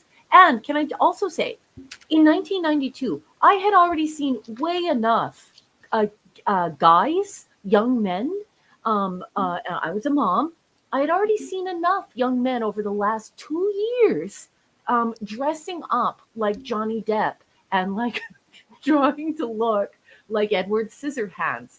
I already had enough of it. I had Johnny Depp, Edward Scissorhands fatigue by the time this episode came out. Well, my rating, look, my rating is I'm giving it a D, and the only thing that keeps it above an F is because it does, it's an F because it ultimately is foolish and absolutely philosophically, bankrupt to me to what the decisions made. But I thought they do a good job of some of the writing in terms of the character stuff in the episode that make you kind of want to get soft. And I'm going, well, you guys are pretty good at being manipulators because this is good character stuff. But I'm sorry, the Borg must be destroyed. That is what Kirk would do if he were taking matters into his own hands, like he gets accused of all the time. But Picard had no authority, so it's just there are a lot of things that just kind of chop the episode down for me. And ultimately, I think this is just Starfleet's a bunch of idiots if they're run by people like this. And I don't think they are. I think guys like Cisco or Archer or Kirk or guys like that would not ultimately, no matter how much compassion they have, they would look at the bigger picture and go, the Borg must, if we have a chance to hurt the Borg or destroy them, we've got to take it. Yep. Just me. So I give it a D anyway. Now, everyone, the word is given. Please give your ranking, your rating of iBorg and any comments you may have. I just want to give a shout out to Hungry Boy, who says, easy answer, go back in time and kidnap Tiny Mustache Man and have 1967 hippies raise him with love and care. Yes, now you sound like one of my first year rhetoric students. And then we have this lovely a note from Brett Cohen. He says, if you kill the killer in preemptive, You were the killer. Let's be real here. Now, do you see what I'm talking about, folks? As a rhetoric teacher, do you see how easy it was to open up the tiny mustache debate and whether or not Hugh would be that? If you could prevent the murder, the slaughter, the wholesale slaughter of hundreds of billions of people, would you do it? And so, wouldn't that have been great if they would have done that? It would have been great. And I love all of your comments. You're the best. Let me see. I got to backtrack, so I got to start saving some of these. Or unless you're doing it. Oh, no, boss man, I'm doing it. Are you on it? Okay. Oh, yeah, it's my job. It's my job. It's what I do here. All right, let's see here. Okay, everyone, I'm going to start reading these here. All right. Brandon, the anime guy, he dropped it. He gave it an A. He didn't write anything. That was his ranking, folks. Phantom Outsider says B. This episode starts the screwing up of P. Hard. He's angry Hugh. He's angry Hugh was able to shuck the Borg and he couldn't. Then in SC First Contact, he goes, Ahab, P. Hard is a psycho. Yep. That one from First Contact wouldn't have been happy with the way he did this. All right, Phantom Outsider also says apparently STNG didn't watch the Fourth Doctor's speech and do I have the right? Yeah, from Genesis of the Daleks, of course. You'd think Picard, being British or French, might have heard of Doctor Who. Also, an algorithm to destroy every herd of incapacitate. I'm mind boggled right now.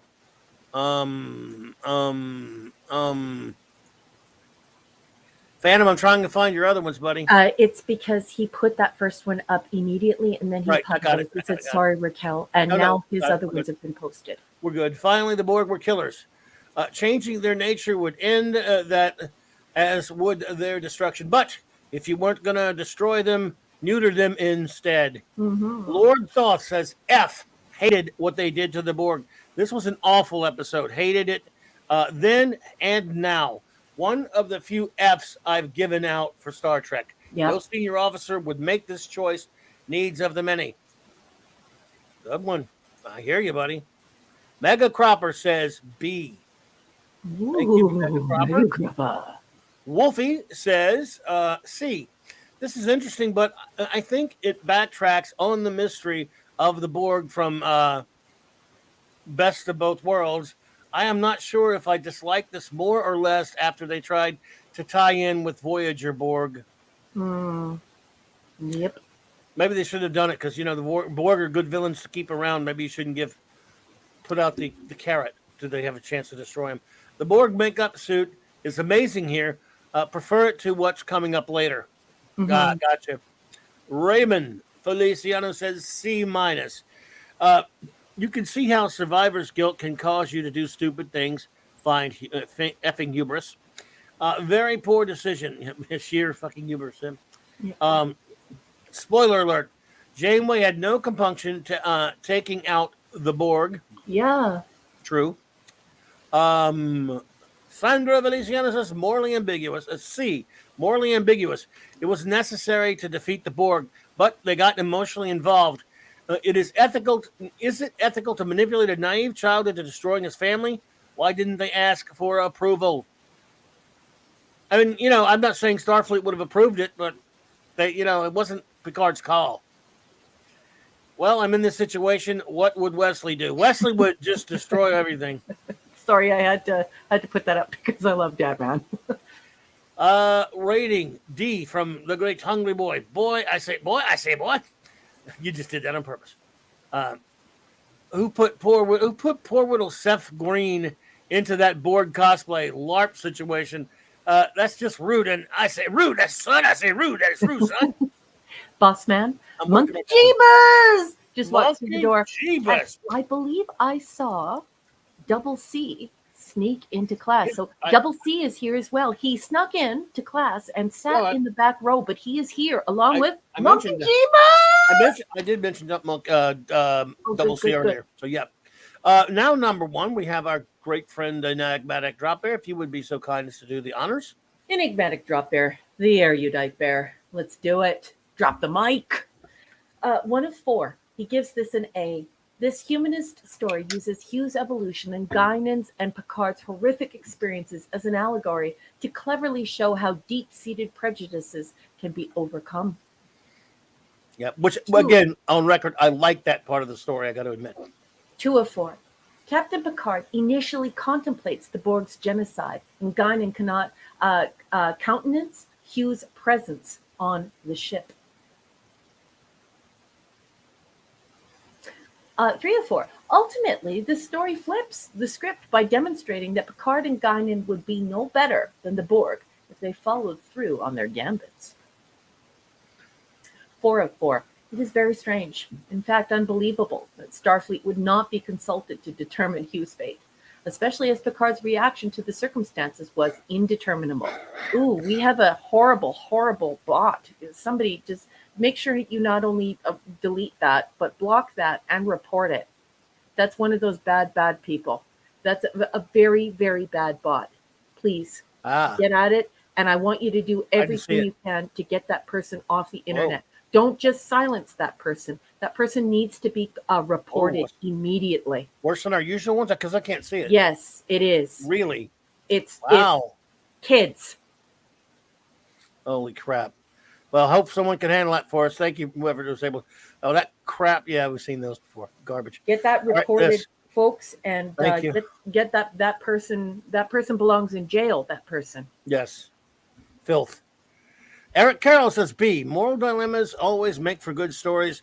It also sets the stage for further things. Yes, indeed. That's a good point. Pleasant Valley Picker, California. I mean, Canadian. See? I want to see CA, and I just... Sorry. I'll just say... That's why I should say Pleasant Valley from now. Because we're buddies enough. We can use his first two names. Let's see. Sorry, everyone. Coughing fit. I don't know why. B. A. Hugely entertaining episode, even if flawed. It was. I was confused by the A there for a second. It was interesting to see a look at the Borg where they weren't just a soulless collective. Oh, nice. And I love the pun. BC. I love you, BC. It's easy to forget that members of the Borg collective are once sentient individual beings. Although, as Raquel pointed out, there are babies too. I mean, they grow their own as well.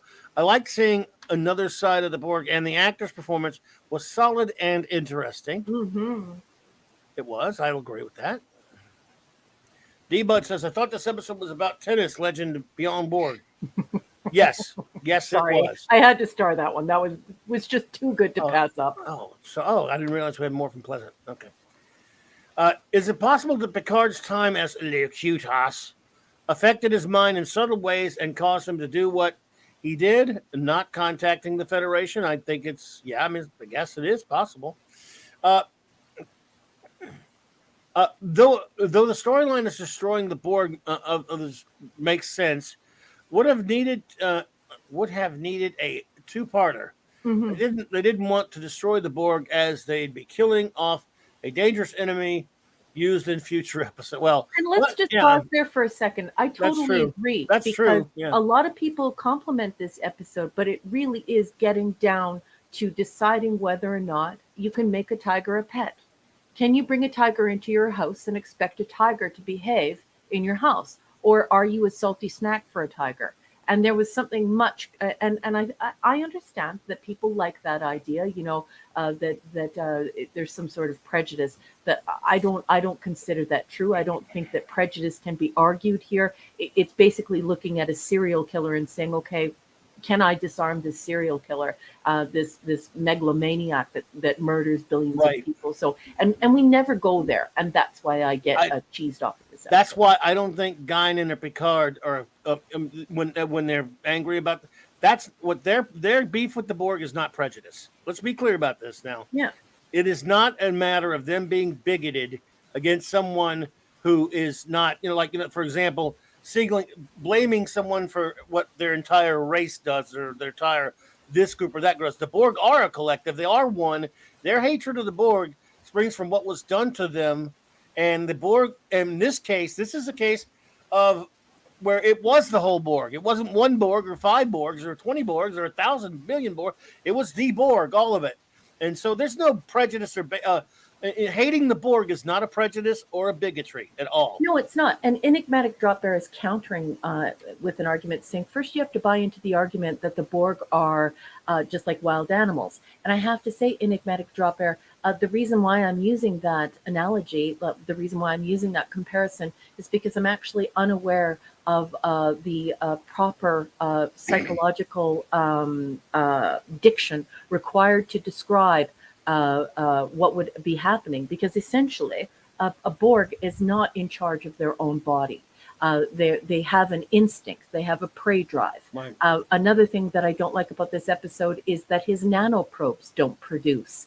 And usually in a Borg, they produce and become almost tumescent, like a dog in heat. I mean, I don't know what the scientific term or the psychological term that you would use in that case. But these people are not human beings. They've been programmed. No. It's almost as if transhumanism has taken over, Right. and now there's an algorithm ruling what they think and what they say and what they do. And so that's why I'm using that analogy. It isn't out of weakness. It's out of strength. Just so you know. The Borg are not a race. They are a construct. Okay, created by AI, and they are, if anything, they are made up by stolen sentient beings. That's right. They are kidnapped, stolen. They are not a race to be where one can be bigoted against them. And the Borg only do one thing. By their own admission, they only do one thing, is assimilate and suck up everybody else, basically destroying anything in their path and then taking it.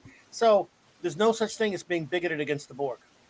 Yeah, and it's also important that they're tortured, they're maimed, and then they're not even in control of their own bodies. And certainly, if Hugh was born Borg, he would have had all of that stuff done to him as an infant, which is quite sick in the head. Sick.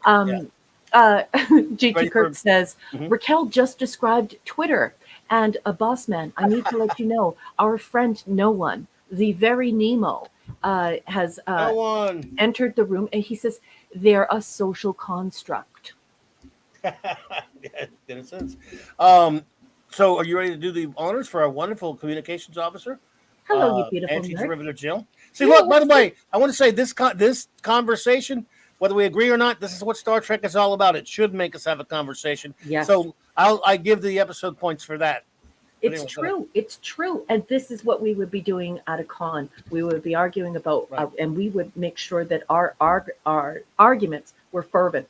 And we would be talking about whether or not the script was well wrought, the possibilities, the failings, the strengths, the weaknesses. This is what you do when you're a 735er.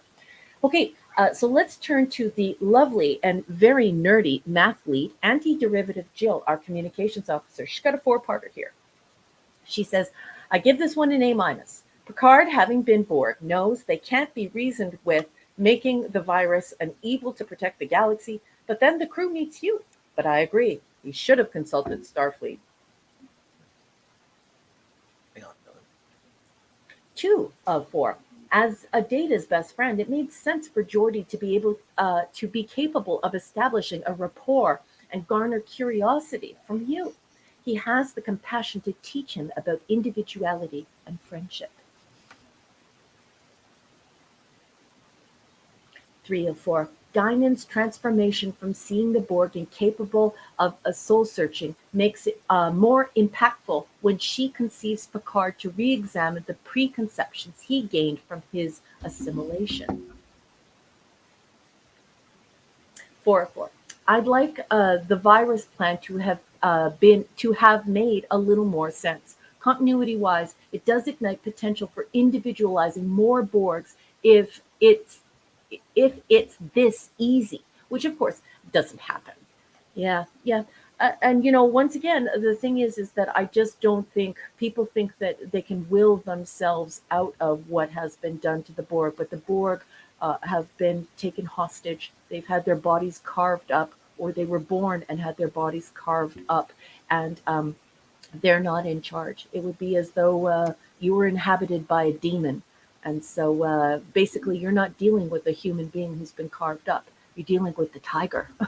And the tiger thinks you're a salty snack. These sentient beings have been violated and cast into a hell. And, destroying the Borg, I don't know, you're doing them a favor. Yes. Eric K says, D, what is the worst that can happen? You could have gotten rid of the scourge of the galaxy. What were they thinking? Yeah. They weren't. They weren't. I don't know. Steve Mitchell says C 1-2. This was obviously anti-war episode. Would we kill the enemy if we got to know them? Kind of thing. Yes. I don't love it, but I don't really have a problem with it either. Let's see. Interesting. Let's see here. It's Edward Scissorhands in the same way that Chekhov is the monkeys. Yes, exactly. It's actually identical, and I love that you bring that up. Let's see. Finally, let's see here. Michael Beacom says C-.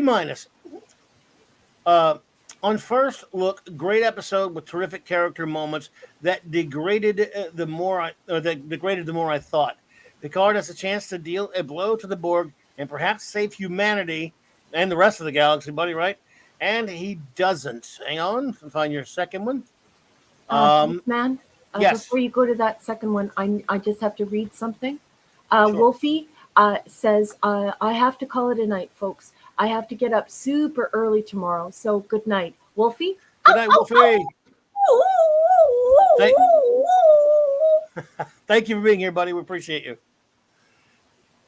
Now, I want this to be another courtroom drama with exhibits in Picard's trial for treason, aiding and abetting humanity's enemy. Basically, the problems are exposed when you ask, what would Kirk do? That's something that especially which is what I did. Michael thinks like we do, Clubby. That was the first thing I thought that my friends and I were all saying to each other. And when we first saw this episode way back when, I kept saying Kirk would have just said, we killing them bitches. Yeah. Also think about how many people who have been taken in by the Borg, had their bodies tortured and hacked up, conscious, having their limbs cut off, who have begged to not be weaponized. I don't want to be weaponized. Kill me.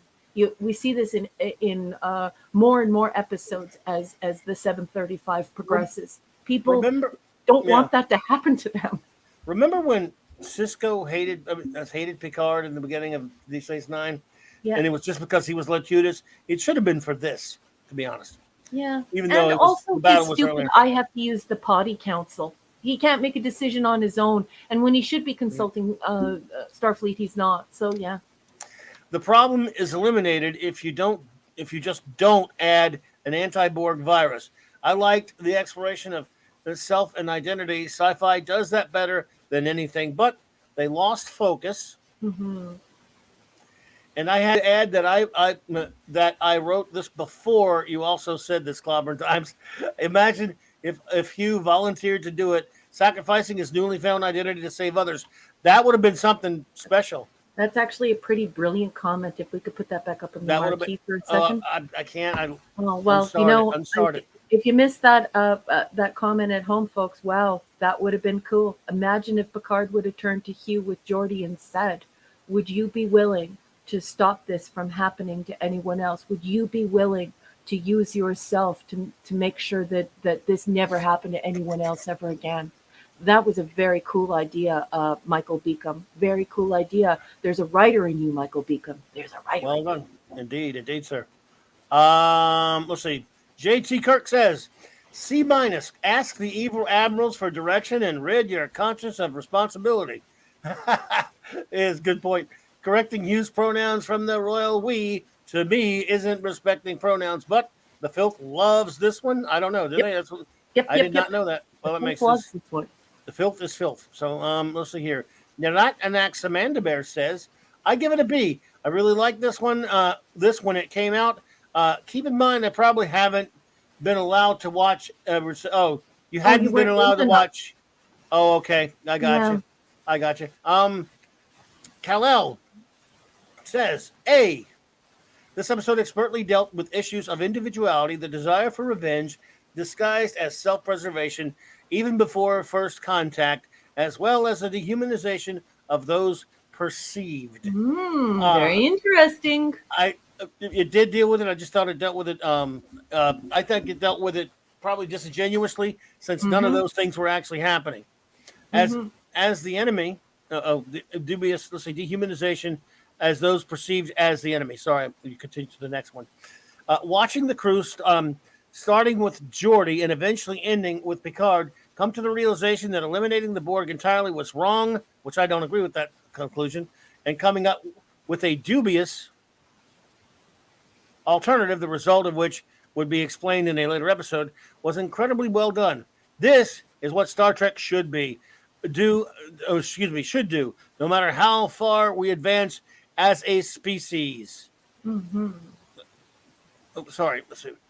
We should always question whether or not our choices are indeed morally correct, and even upon making a choice, to learn to live with the consequences of that decision. I absolutely agree with you and respect you on that, Khalil. I just in this case think the moral choice was to destroy the Borg, and a lot of those arguments are straws because the Borg are not normal. They're not beings that they're not those sentient beings they were. They've been sucked into a collective. They've had their individuality stripped out of them. They're now nothing more than a kitchen Puppet. appliance. They are a puppet. They are a tool of destruction that wants to annihilate the individuals of everywhere and don't deserve the same consideration that other innocent sentient beings.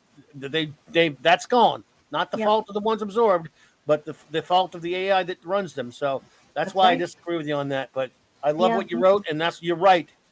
Trek should get these discussions going on. Yeah, It so keeps there you you go. thinking, it keeps you honest, and it keeps you listening rather than just talking. You start listening, and when the topics are really juicy like this, and they make you sit down and consider what you think. Picard should have been cart marshal. B For minus. this, yes. Yes, I think he should have been. B minus from the great Mark D with the C, the chief engineer. He says the exposition of the Borg was brilliant. Some great acting in scenes with Geordi. I agree with that. Picard, Guinan, and Picard. Is it a Star Trek concept to understand an enemy like the Horta? Um, it is a Star. I think he means what do you say? Oh, yeah, it is a Star Trek concept to understand an enemy like the Horta. That stops being the enemy once they understand them. But this episode comes up short in that the Borg are irredeemable beings that are enslaved by a collective. Could they have come up with a plan to free Borg?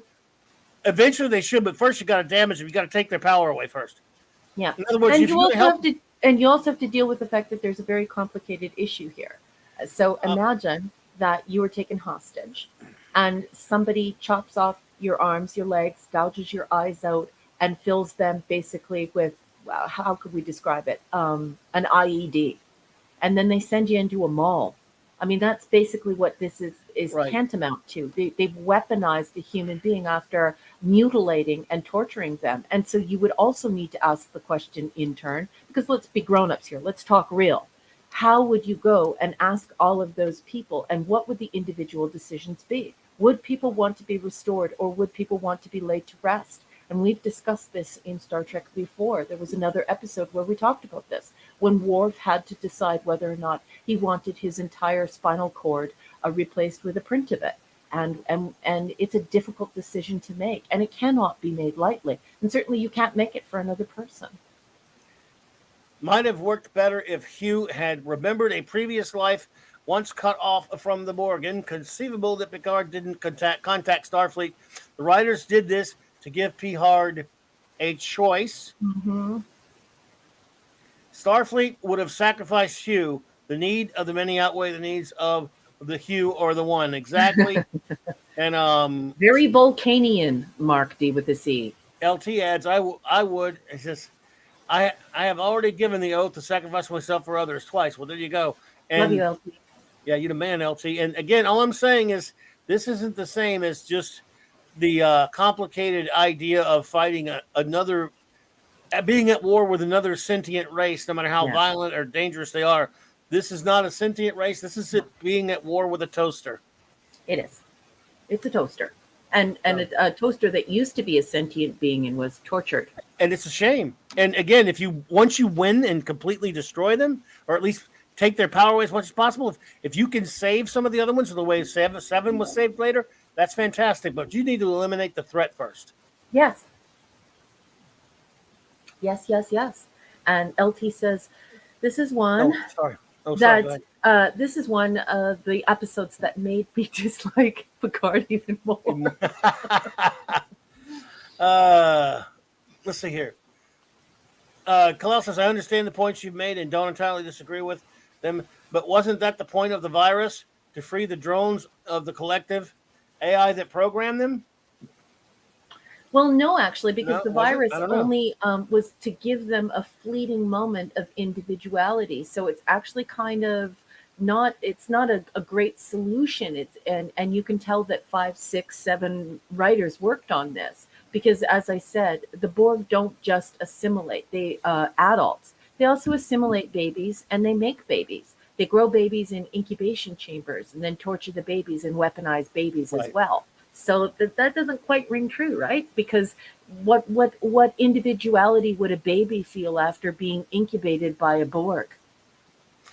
An interesting question. Doesn't Hugh demonstrate that the process may be reversible? Does that mean it's possible to redeem all? No, it does. I just think that Enigmatic. I absolutely agree with what you're saying, Enigmatic. And in a perfect situation, I say yes. Let's try to help the poor souls that are Borg, because we've proven later that you can bring some of them back. They brought Picard back before, so they brought 7. Nevertheless, at that point in Star Trek history, the Borg are such a dangerous threat at this point. You got to treat the threat first and destroy it, in my opinion. Take their power away, decimate them as much as you can, and then if you can help others, fine. But I mean, they're just walking through the galaxy. And they're still at this point a very bad looming threat, if I remember my Borg right. So they're the Walking Dead, basically. They've elected to turn the entire galaxy into the Walking Dead, to infect, to dismember, to maim, and to weaponize the entire galaxy. It's the question is not enemy mine and I want to pull apart my prejudices.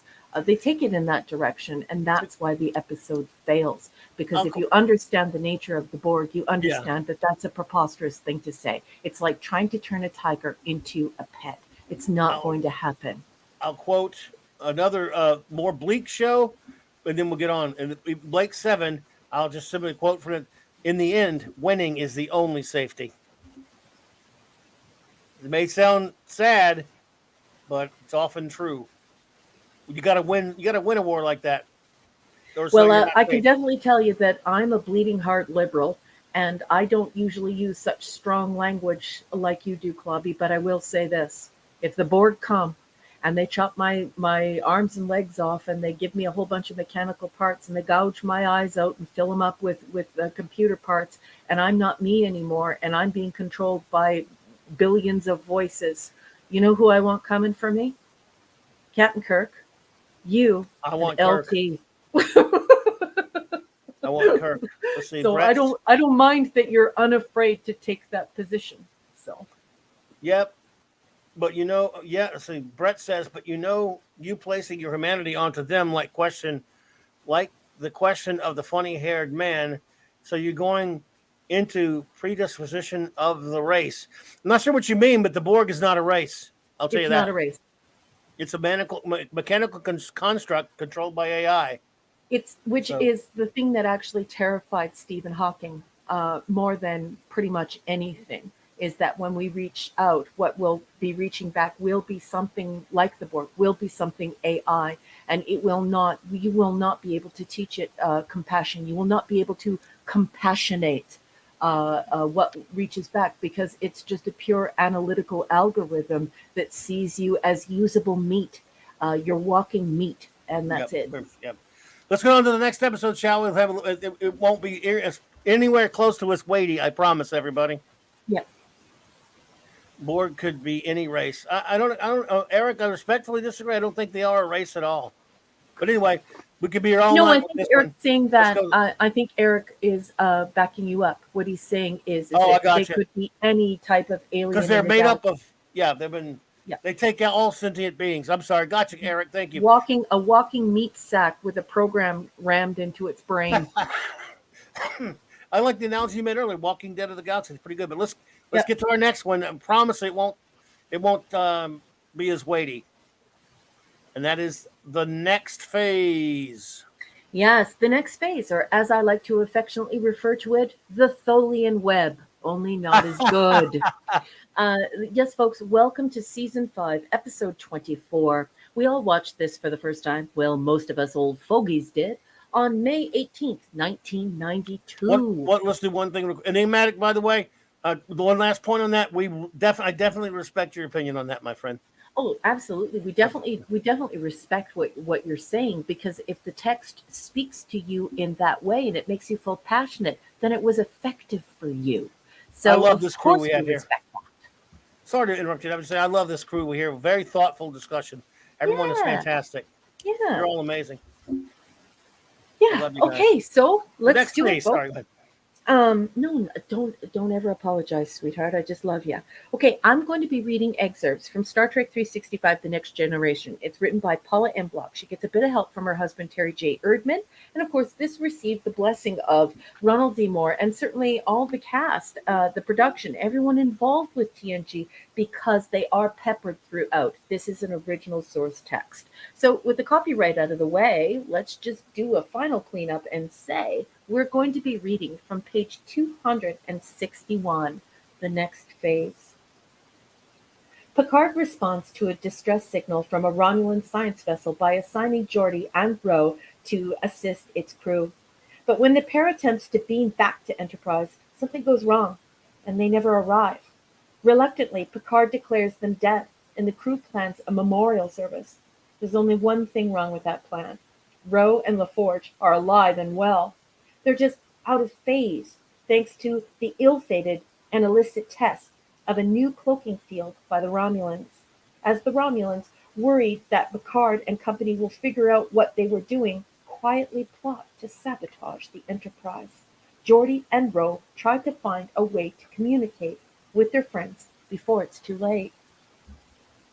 We're always trying to find ways to work Ro into our scripts, Ron Morse shares. She was someone you could count on to bring a spark into any scene and stir up conflict with the other characters. That's the kind of thing a writer is always looking for. No surprise then that Ro played such a prominent role in the next phase. The episode was a kick, says Moore. I really enjoyed the ghost story aspects of it. Oh boy, insert eye roll here. You know, getting to go to your own funeral, walking around on the Enterprise with people mourning you, watching Wrecker play his trombone at your wake. Fun to watch and fun to write, sorry, and fun to watch, but maybe not such fun to shoot. Walking through walls is not as simple as it looks. Michelle Forbes and LeVar Burton spent 2 extremely long days on a separate Paramount soundstage filming the necessary blue screen sequences, doing take after take for director David Carson and visual effects supervisor Rob Legato. The interface cloak being developed by the Romulans was too good of an idea to waste on one episode. Moore would bring back a similar device, one developed by some amoral Starfleet types, in his episode, The Pegasus. And that is all the block text has to say about the next phase, also known as Been There, Done That, the Tholian Web. Please refer to your Gene Roddenberry Bible. If you would like a copy of that Bible, which is a guide for all writers and directors, I have the copy of it. Well, we can walk through this one quick. Yeah. Clubby, Well, what'd you yes. think, boss? That's interesting about them having the trouble. I never thought about that. How it probably is, especially back then, a pain in the ass. To, all these scenes of people walking through stuff. Yeah. Yeah, it can't be easy, I guess. And they did a good job of it. I never really thought about it. So, the fact I didn't really think about it means they did a good job technically on that, I suppose. Mm-hmm. I got to be honest with you. Don't really have any big feelings on this episode that much. It's again your typical gimmicky idea with the transporter accident. Yep. To set up the wackiness that must follow for your story, and it's kind of a cute, silly romp. I really didn't. I mean, it's just sort of it's lighthearted. Kind of some of the stuff between Jordy and Rose pretty good. I like them because I like those characters sometimes. I just found it to be mildly entertaining. It's okay. And I don't hate it or anything. It's kind of fun, interesting idea. Again, just for your typical like goofy little harmless fun episode. And I thought it did that fairly well. I thought it was fairly entertaining, but that's just me. You have to, it's just kind of sometimes I don't mind the kind of just easy romp episodes once in a while if you can make them entertaining. And some of the stuff with them walking around the ship, although you got to really, if you think it doesn't pass the think test very much. In other words, why don't you go through floors if you go through walls? Why aren't you falling through the floor? Because you won't have any story. That's why. And not only that, and you can hear sound when they. And also, why can you hear Ro moving on the carpet? You could hear their steps and stuff. Yes. So when you think it to death, you're like, oh god. So that's why I say it's silly. It's goofy, silly stuff. It's not what you call high grade Star Trek. It doesn't. I mean, the idea is kind of again derivative and simple of the same old transporter accident stuff you mentioned. Tholian Web, a lighter hearted version of that for sure. But it works for some fun character bits, but it doesn't really carry a lot of weight or anything. It's just sort of. It's a kind of that episode happened. That was cute and whatever. Yeah, I don't know. I don't have really fond notes on it. It's not one of my favorite episodes. I think it's just striking to me that the Tholian Web did this with such. But that's a great episode, especially considering it was stuck there in that third season. That's actually a heavy story, though. I guess I don't mind a lot. Better effects in the Tholian Web. Come on. Do you want to hear my notes? Please, go for it. Okay, this is an obvious take on the Tholian Web, but not quite as clever. Kirk passes through all material objects, not just walls. Right. Ro and Geordi should be able to pass through the floors and decking. I always found this a massive oversight, and it's distracting and embarrassing, given the date. Why would Data plan Geordi LaForge's funeral? His family should be notified. Sylvia is still alive. The year is 2368. Remember, Sylvia LaForge is captain of the Hera. That's okay? Right. His exobiologist father is still alive, I believe, at this point, and so is his sister Ariana. Although I've not read all of the spin-off books, I'm pretty sure his exobiologist father and his sister Ariana are alive too. So why wouldn't they immediately have the conversation where, like, if it's realistic, right? And I'm the XO, and somebody comes to me and they say, "Look, XO, Geordi and Ro have passed on." The first thing I'm going to say to that person is, "I'll contact the parents. I'll write the note. We'll do this." But I just don't understand. It's weird that Data just says, I'm his best friend. I want to do the funeral. It's cute and stuff, but it's just dumb and it takes you out of the story. So it's dumb writing. And then I did one highlight of this episode is that I did write Data throws a full-on Irish wake for Ro and Geordi. And so it's so funny to me because people are like, why are they partying? And of course, being Irish, I grew up around that and that being the idea. Right. Everybody has a party, there's a band, everyone's exchanging stories and eating food and talking about good things. And they already had the few days before to have their cry, right? So when you cover all the mirrors and you just, so no one's looking at themselves and admiring themselves. And then, of course, you have to, what I thought was very interesting, but they didn't play into this, is that you open a window to let the soul out because you don't want the soul trapped in the house. So I just thought that it was cool that Data threw an Irish wake, and they don't call it an Irish wake, and they didn't let the souls out. And why? Because the souls are out of phase. Anyways, so that is the one cute part of it. But yeah, overall, disappointing episode for me. It's always a disappointing episode for me. I'm just like, oh, look at them. Look at them stomping their way down the corridors. They should be falling through the floor. What's your rating on C+. the next phase? C plus. Yeah, I think I got a C. Yeah. Again, I didn't really give it a whole lot of thought, to be honest with you. Like, C, because again, I didn't really get angry. I thought there was some amusing moments. I liked them two together. I thought they were kind of fun together, with their Phantom Girl powers, or their, if you want to say, Kitty Pride powers, or whatever. Everyone, whichever phasing, or the Vision for that matter, whichever phasing hero you like. Um, but yeah, and some of the stuff when yeah, like you said, them seeing their funeral, different things, but mostly it's just kind of a, let's just get this over with kind of an episode. So, my friends in the chat now, please, I'm giving the word. Give us your rating of the next phase and any comments you may have. Please go for it. The word has been given, so fire at will. Please give us a grade so that I can see right away what kind of comment it is, and then leave us a short little review. We'll put it up on the marquee, and the captain will address it directly. And by the way, anything with Ensign Rowe, I'm kind of, well disposed towards. Yes. I love Ensign Rowe. I'm sorry. I admit. Yeah, of course we love her. She's terrific. And could you imagine what this episode would have, what grade I would have given this episode without Rowe in it? Oh, yeah, yeah. Be an F. Just thank God it wasn't him and Counselor Cameltoe that got phased or something like that. Yeah, that would have been boring. All right, let's see what we have here, folks. Let's see if we can burn through this one in record time.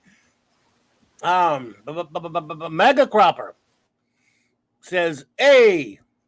Thank you, Mega. Let's see here. Eric Carroll says B. This is nothing compared to the kind of funeral that I want when I die. There's no sex, drugs, and rock and roll or shouting. Thank God we finally got rid of him. Oh, thank you, Eric. Lord Thought says C. Not a bad episode. Love seeing Michelle Forbes, aka Admiral Kane. I mean Roe. Love the Ramis. Is it Ramis? Oh, the Romulans. Okay, I'm sorry. I forgot about. Oh yeah, there were Romulans. Forgot. Yes. Weird science. That makes no sense. After all, after the awful last episode, this one was Shakespeare. Yeah, that's right. He was not a fan of that last one, folks. And since Lord Thoth is here, I just have to shout him out because he and I always discuss this when you're around, Clobby, when we're on the show together. But a shout out to LT. LT, they did this before. Better. Tholian Webb. Way better. B from Pleasant Valley Picker. An enjoyable, fun episode. Nothing too important, but a nice break after the previous episode. Best part, Michelle Forbes as the hot as fire Ensign Rowe. I think we can have consensus on that one, buddy. A Tholian Webb ripoff for sure, though. Yes, absolutely. Rating B plus for the Great Hungry Boy. I'm sick this week, so not articulate. Oh, I'm sorry. I hope you get better soon, buddy. Oh, honey. Hope it's nothing too bad, bud. Geordie and Rowe for me was like Marvel Team Up with Spidey and Red Sonja. Action, adventure, and sexiness. That was by John Byrne. I love that issue of Marvel Team Up. Even though, so there you go. Sending you a hug. I'm sending you a hug, Hungry Boy. Please keep up your fluids. Take care of yourself. Be well. Don't forget to rest, please. This was almost a Wild Wild West plot with those two plus Romulans, and was the hubba escapism I needed in the days of Kurt Cobain crap. Yes, wow. So true. Wow, there you go. The Raymond Feliciano says B, or leave your brain at home. The rating gets is high for the return of Rowe. Mm-hmm. She should have been around a lot longer. The great Kal-El, the super one, says C. I like the idea of the episode dealing with the concept of an afterlife, but once again, it was poorly executed. Why could Geordie and Rowe pass through solid objects on the ship, but not sink through the ship itself into space? The only reason why it doesn't get a lower rating is because it doesn't necessarily dismiss the idea of a life after death and leaves the audience to make up their own mind on the subject. Yeah, that's a good point. It is nice when they have that little closing conversation where she's like, well, should I believe in the great perhaps? Should I continue to believe in an afterlife, and both of them aren't sure. They don't know. And yeah, Kal-El, that's a great moment, isn't it? Absolutely. We have the great enigmatic drop bear. Would you do the honors, number one? Sure, no problem. Enigmatic Dropper's got a two-parter. He says this is a B minus. Never trust those diabolical Romulans. Even their scientists will screw you over. Anyway, Spock is going to sort them out, so it's all good. 2 of 2. Why didn't Geordi and Ro pass through the floor of the Enterprise? This is especially a problem given they pushed a Romulan out of the ship. Yes, they did. So, oops. Oof. Yeah, they don't even think through their own. Sometimes it's just I'm astonished at how they don't think sometimes with this stuff. Michael Beacom says C minus. If you fed all of the Trek plots and all of the technobabble into an AI program to spew out Trek scripts, this is what the results would look like. That's a good one. Michael Beacom's on Nicely fire done. tonight. Yeah, nicely done. By the way, Iborg was an A for Brandon, the anime guy. I should say next phase is an A minus. Oh. Okay, almost forgot that. Narat Maximanda Bear says, I give it a C. It was okay, but this sort of thing had already been done on the show several times. I always thought they did episodes like this for budget reasons. So, probably right. Although, yeah, I'd have to say you're probably onto something there. The great J.T. Kirk says B minus. I love episodes with Ensign Ro Laren. This fact probably boosts the grade up, but the episode has logical flaws aplenty. Why couldn't they phase Wesley and just let him starve to death that way? That ain't nice at all. That ain't nice. Eric K says C minus. The whole thing where they should the whole thing where they should just be left in space as soon as the ship moves. Yep. I never liked. Yeah, exactly. I never liked Ro. Really, she should have been. She should have been. Never been. I think I've never been part of the crew and sit back to a peanut planet. I love. You don't like Ro, huh? Oh well. I love that though. I love Ro. Anyway, our wonderful communications officer's up. So if you would do the honors, number one. Certainly. Anti-derivative Jill has got a three-parter. She gives this one a B minus. She says some fun character stuff makes up for the fantastical and often unbelievable science stuff. Not only should they pass through the floor, but what air are they breathing? And yes, Captain Kirk was going to run out of air in the Tholian web, and they could not move the ship because of the phasing. 2 of 3. Yep. When the fun factor is this high, I give it a pass on some of these things. And I enjoyed Ro examining her mortality and Geordi thankfully refusing to accept it. Yes, I like that stuff too. I mean, 3 of 3. She says the most glaring failure is when Ro is able to touch the chair and the desk on the bridge. Yes. That was so ridiculous. Yeah. Romulans provide only one-dimensional villainry. But I enjoyed Data's memorial planning. Yes. Well, if you would like an Irish wake, you just let me know. Sandra Feliciano says C. Matt episode, Ro was a plus. If they have no substance, they should have died of thirst or hunger. At my funeral, I want Pop Goes the Weasel played so people can watch it horror and for me to pop up. Oh. Let's see. We got anyone else coming up soon? No one else? No, Brett Cohen has a comment. You might want to address this comment. Okay. And then he says, folks, you're all good people. Have fun, everyone. So I think he's leaving. And that's a shame. I just say, think of the Borg like bees. They're a sentient collective, not singular, but individual within a hive to be collective for benefit. The computer part screws perspective. But the problem is, Brett, is that bees are born bees. Bees aren't born computers. Bees are born bees. Well, and not only that, even though I do see what you're saying, if a zillion bees were coming to destroy you, you'd wipe them out. You would by raid. I mean, you wouldn't, not that you want to, but you'd wipe them out because you would have no choice. Yes. And for me, I think that the most challenging part of the morals and ethics of that line of reasoning is that bees are born bees. Bees don't. Again, that's true. They're born bees. Yeah, you're not taking a bird and chopping its legs and arms off and inserting computer parts into it and then calling it a Right. bee. They're natural beings, Yeah. even if they are hive. Mhm. Are we waiting? We have not seen our caboose. Is our Where chief is the engineer? caboosey boosey boosey? But thank you anyway, though, Brett. If you're still hearing that. Any Um, more reviews of this episode?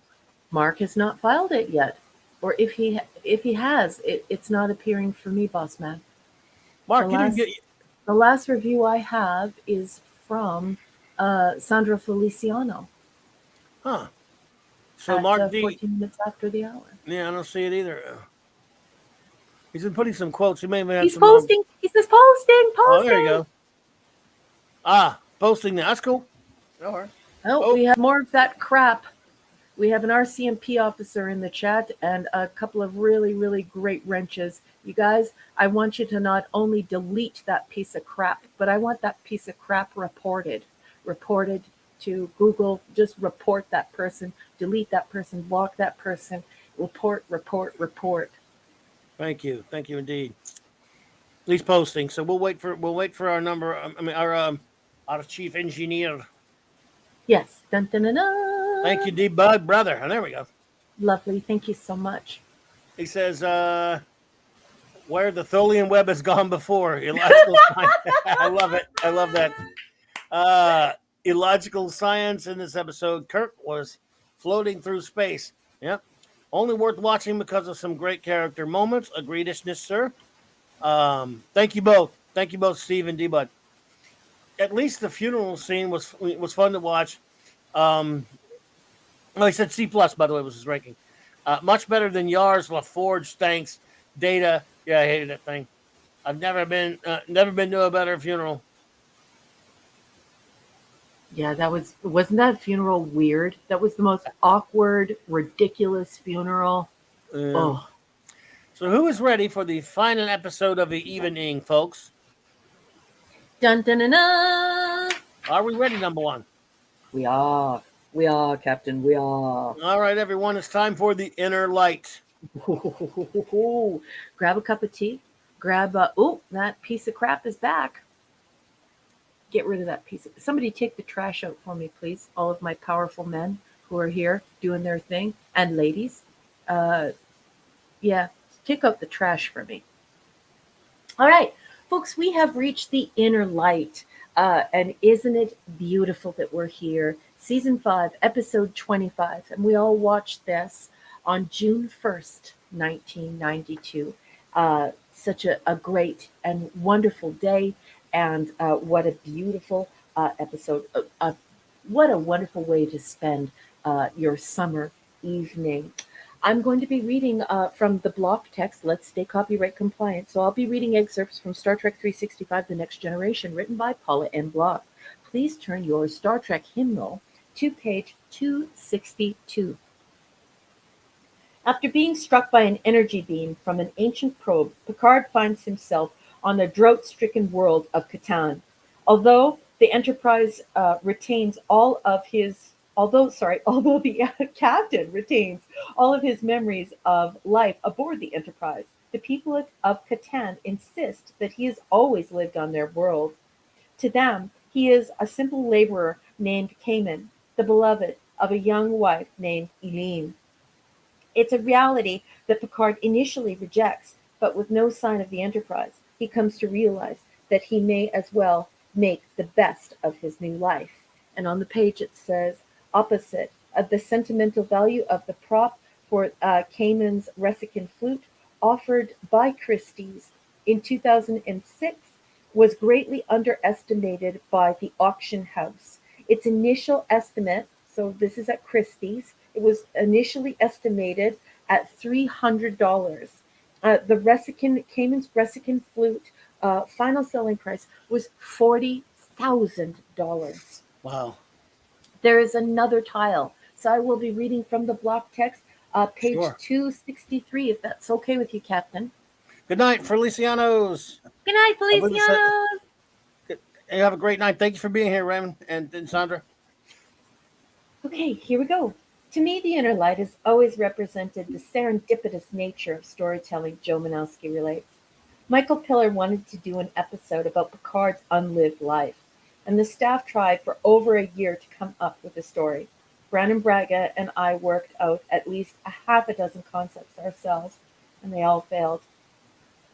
The whole staff had a huge desire to see this theme happen in some form or another.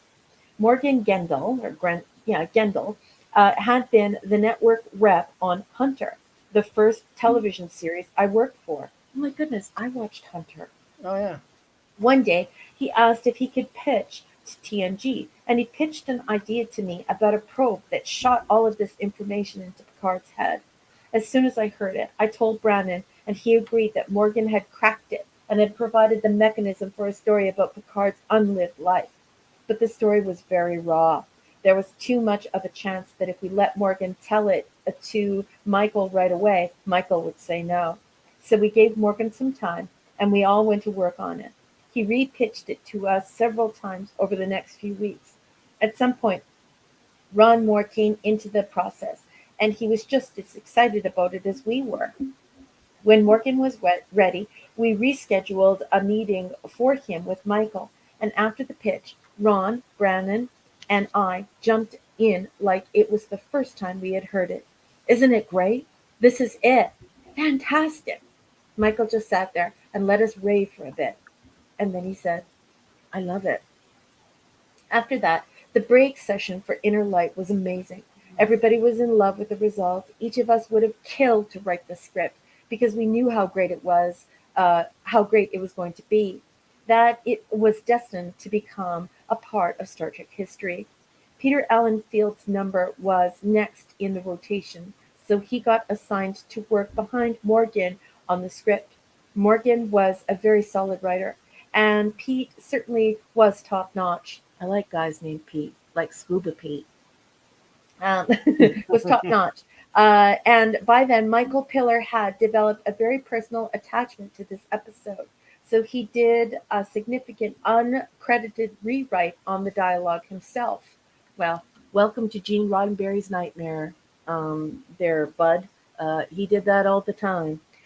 This was a great story, almost didn't happen. Morgan's probe was such a simple idea. Anybody could have thought of it, but nobody else did. It makes me wonder how many other untold stories were out there that we miss. A Mm. massive amount of work went into developing the pitch. Minowski continues with a chuckle, and Michael never knew it was happening. It wasn't until many years later that he learned how hard his junior staff had worked him on this. And there's another one. But should we stop here, or do you want to keep It's going? all up to you. It's a if you think it's worthy to cover because it is an important Mm, episode. I think so. I think Go we for it. should read 264. Absolutely, go for it. I'm just going to take a drink of water though because I'm getting mealy mouth. Oh, gotcha. Indeed, indeed. Sorry, We're everyone. making good Okay, time. here we are. It's hard to pinpoint just what makes The Inner Light one of the next generation's most popular episodes. It's a very simple story. Zapped by a mysterious space probe, Picard is forced to live out the rest of his days on a dying alien world. Being Star Trek, of course, the rest of his days adds up to only 25 minutes of Picard's normal existence aboard the Enterprise. The probe turns off its beam, and Picard finds himself back home. The end.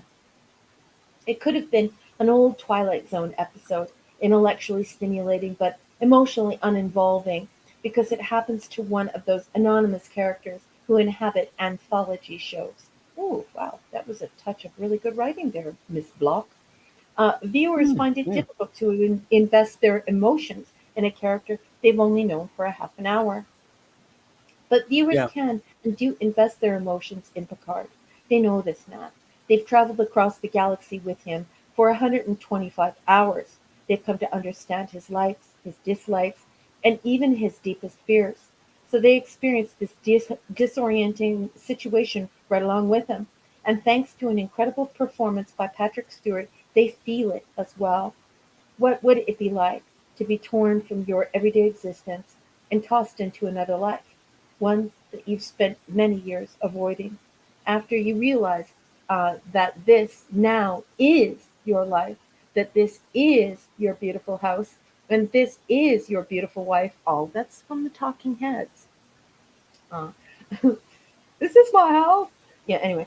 You yield to the situation and commit to it because you are a person who commits no matter where you are or what name they call you. You commit to your loving your wife. You commit to loving your children. You commit to your friends and your community. It's as if the episode's broadcast is the mysterious probe, forcing the viewers at home to live Picard's unlived life along with him. And when that life ends, when the episode is over, we are as emotionally upended as he was. We understand his loss because it's our loss too. The experience apparently affected Poopy Stew as well. In an interview shortly after the episode aired, he noted the most affecting sequence in The Inner Light was the one scene where I was with an actress who was playing my wife late one warm evening, sitting on a bench outside. He couldn't even remember the actress's name. Oh, Poopy Stew, that form. I remember looking at her and thinking, this is what it feels like to be elderly, sitting on a bench with someone you know so well, and this is what lies ahead. That was the one thing I had the sense of, God willing, was waiting for me. The Inner Light won the World Science Fiction Society Hugo Award for Best Dramatic Presentation in 1993. And that is all the block text has to say about The Inner Light. What did you think of the coverage, and what did you think of the episode, Captain? The interesting coverage, of course, and of course, this is where it's at with Star Trek. This is what Star Trek is supposed to do. What it's supposed to be. It's pure Trek, and that's the highest compliment you can pay an episode. Yes. I think. It's one of the greats for the next generation. I think, and I mean, who one of the most probably most agreed upon in terms of a top. You might get arguments about top 2 and 3 and 4 with a lot of people, but this one's probably generally considered the top episode. I'm not saying it's my favorite episode of TNG, but No. I can understand how most people have it as their favorite. It's brilliant. Hmm. You? Yeah, and the thing is that not only is this, do I think this is an outstanding episode? I'm not sure where I would rate it. I would need to sit down and really think it through. But I really, really liked the coverage. Sometimes Paula writes really strangely, and it's not written for the mouth. It's not orality. It's written for the eye, not the ear. And I thought she really touched upon some really cool points here about how the audience felt about this.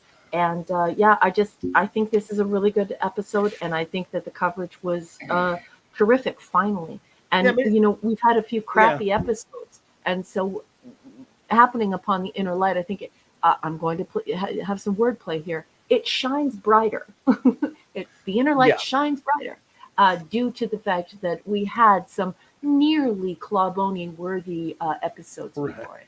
I mean, it's not like I have it in my top 5 or anything like that, but I really respect it and admire it, and I understand why so many people are so excited about it. But that doesn't mean Yeah. everyone likes it. We're going to find out tonight with our crowd. Yes, So we are. go on with your notes then. Okay, the Resican flute is fashioned after an Irish whistle, which I play. So I play woodwind instruments, and among the Baroque woodwinds that I play, I do play the Irish whistle. Although I'm like ethnic and indigenous Irish, like my DNA is 99% Irish. I don't speak Irish, but in I think in Ireland they call it a fadog.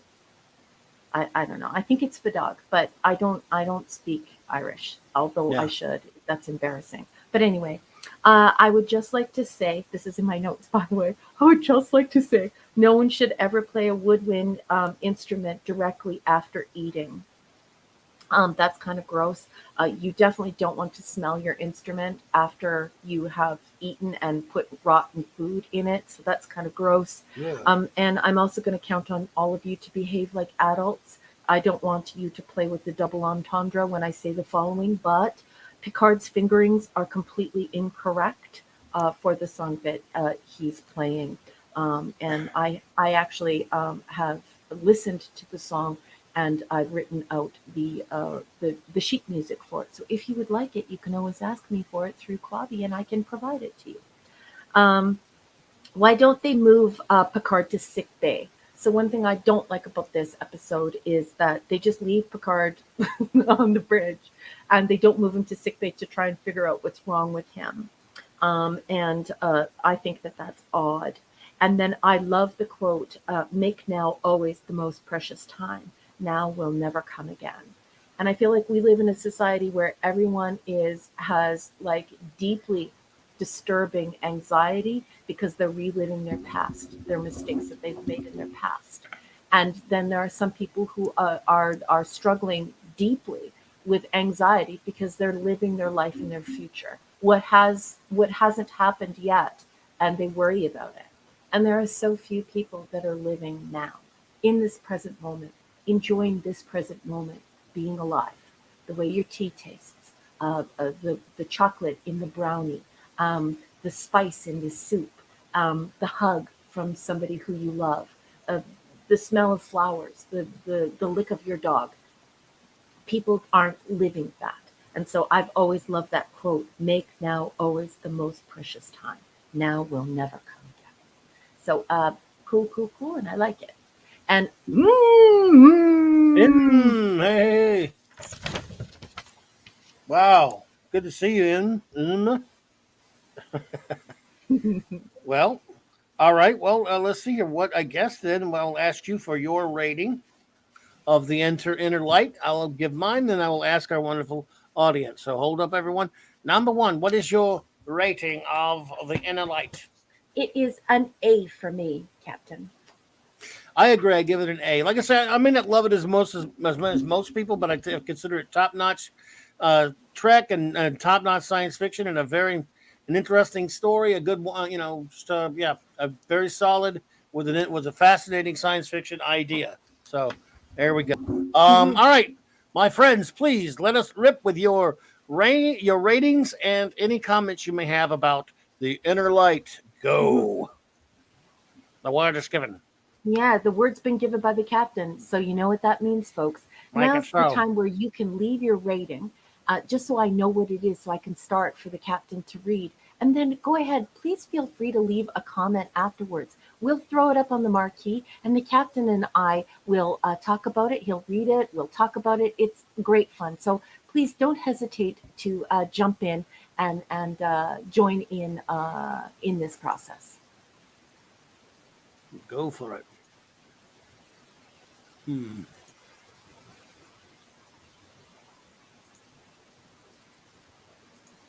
All right. Now that we got a couple of them saved up, I will get moving on here. First of all, Brandon, the anime guy who had to run out, leaves his review. It is he gives it an A plus. So thank you to the great Brandon, the animated guy. JD Lewis says my all-time favorite episode, A plus. So thank you, JD. Appreciate that. Meg, Captain, I need to yes. interrupt you for 1 second, and I beg your pardon. Please What's up? excuse me. But Okay, Dadman Walking has to leave, and he has to leave immediately. He says, no "Allow problem. me, please, to say goodnight now, but I will still be listening in." Just Okay, getting very relaxed and listening now. So, you know, when Dadman no goes into problem. his podcast mode, so everyone, he will no longer be participating in the chat, and he's not ignoring you. He's just podcasting now. And go ahead, Captain. I'm All sorry. right, no problem. Dad, man, take it easy, man. Good to see you tonight, brother. Thank you for being here. Mega Cropper says A plus. Thank you, Mega. Eric Carroll says A. I'm a musician, so this one is most memorable for me. Also, note my surname. Well, there you go. Hungry Boy says, "Wow, no, I'm sorry, Pleasant Valley. I'm sorry, Hungry Boy. I said Pleasant Valley, who has an Espic for us. Pleasant Valley. I'll get to yours next, Hungry Boy. I'm sorry, but I clicked the wrong thingy there. I'll be there though. A plus. A plus for Pleasant Valley says my favorite episode of the entire series. Thoughtful script ahead of its time. Plotline dealing with problem of climate change was well handled and thought provoking. I don't think they called it that back then. Provoking without being preachy. Let's see here. Let me find. We have more bots. Please, guys, send this person to jail. Please make sure you are not only blocking this person and dumping this person out of our chat, but please, wrenches, please report this person. Take the trash out, please. Thank you. Thank you, friends. The friendship between Cayman and Bataille is believable and realistic. He says, I think and realistic, as well as Cayman's relationship with his wife Eileen, and his line is loving and touching. Let's see here. Um, a fully realized story for mature adults about serious themes such as friendship, Yeah. community, social responsibility, and to the social responsibility to the people in your life and to the planet you live on. Mhm. Let's see here. That was got two more. Hang on.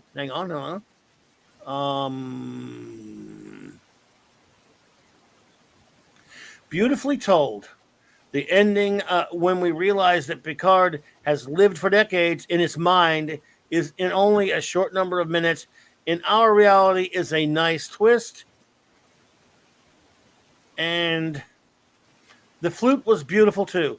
One of Stewart's greatest performances. Sad as such a great actor couldn't grasp the legacy he had built and then destroyed it. I'm absolutely agree with that statement, sir. It is a sad, sad state of affairs. But What he more did on to that that, what character. I like is that it touched you in the same way, but instead of climate change, I actually see this episode as commentary on what it would be like to live on a planet at the end of its cycle.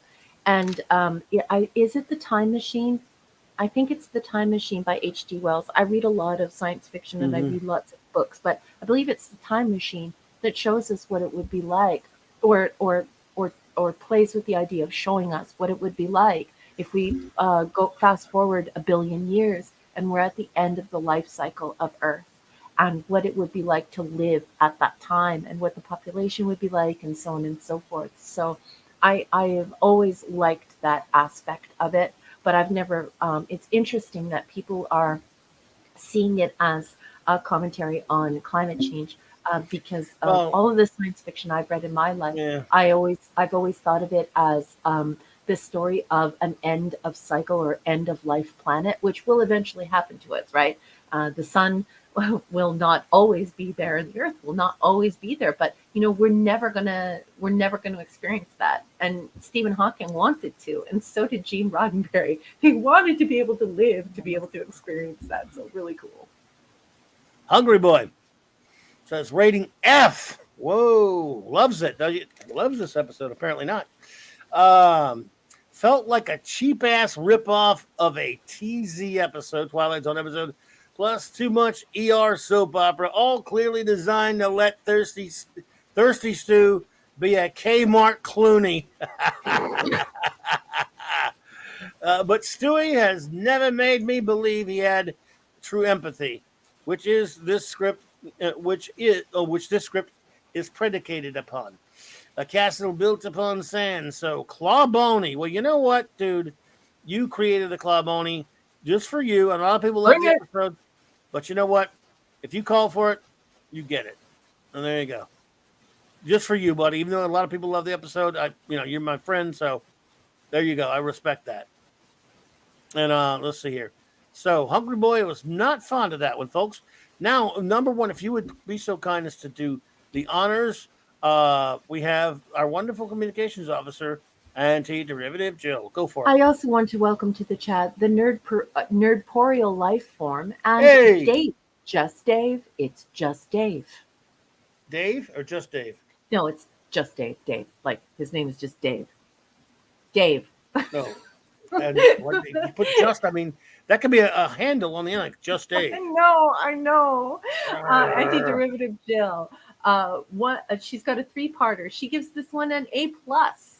She says even in the life the probe puts Picard in, he still put his knowledge to try and solve the drought problems while he builds a family he never knew he needed.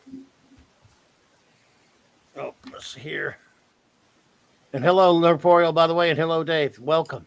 2 of 3. Instead of a record like the Voyager probe, we this one lets you directly experience life on the planet of the probe's origin, and it's nothing more than beautiful.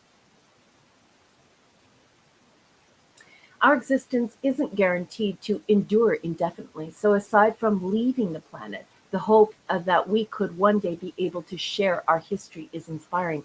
See, isn't it so funny the way that nerds all think the same? That's exactly what I thought of, Jill. Like you and I were both INTJs. We're both nerds, academics. When I'm saying that we're not collectors, we don't know much about comics and stuff, but I didn't read climate change into it at all, and I'm so happy you Well, didn't either. It's a real well, nice science fiction story about the that end of the cycle of a planet, and I love that right, you but received that too, Jill. that term didn't even exist back then. They called it "quote unquote" global warming, and that was definitely in their minds when they wrote this. Yeah, yeah. Well, Yeah, I can see that. I can see that. But for those of us who have been reading our entire lives, and we've been reading a lot of science fiction books, it's like it sort right. of reminds you of H.G. Wells, and it's just like, Sure, ooh, sure. Oh yeah.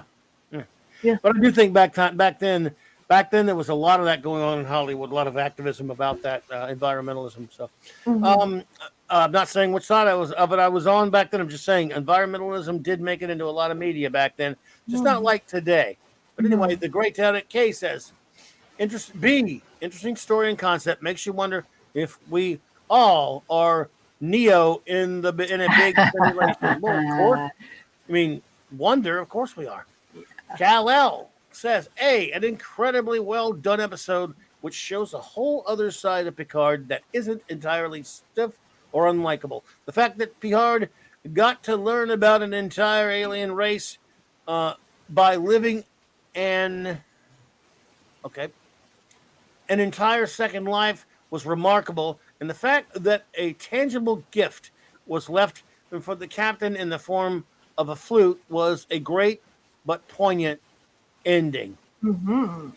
And next up, number one, we have our wonderful friend, Enigmatic Drop Bear. If you would be so kind as to do the Hey, honors. enigmatic dropbear. He's got a three-parter. He says A plus. This is quintessential Star Trek.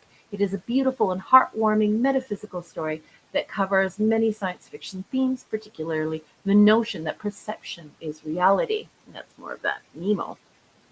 Two of three. The perpetuation of a species through their shared stories, leadership, communication strategies to maintain social cohesion, the implanting of a sophisticated simulation. Yeah, a lot of people see the Matrix on this. Three of three. An alien species unable to transcend their demise. How the gifts we give our children can shape their future. The dilation of time between observer and the individual. Very nice, enigmatic drop there. Indeed. Excellent as always, ED. The Nerdporial Life Form. Good to see you, sir. Says, Inner Light always makes me cry. Well, there you go. That's a review in and of itself, in a sense. JD Lewis said, P.S. What the City on the Edge Forever is to TOS, the Inner Light is to TNG, A plus. Going to bed now. Good night, friends. Well, JD, my friend, it was good.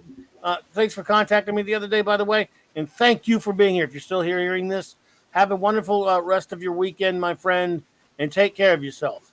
Night, JD. Thanks for coming. Absolutely. Michael Bigum says, an A.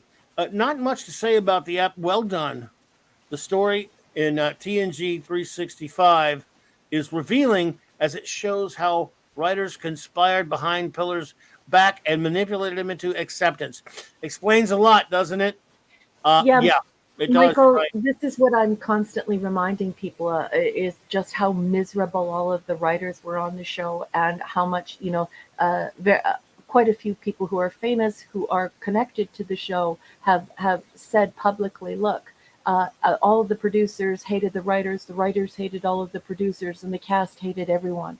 So it's definitely a difficult situation. And for me, I think it's quite interesting that you bring that point up because it sort of makes me wonder, did they say that they added their own little special ingredient to the sauce, or is it just that they want to have a little piece of such a famous episode? I'm not sure what to believe there.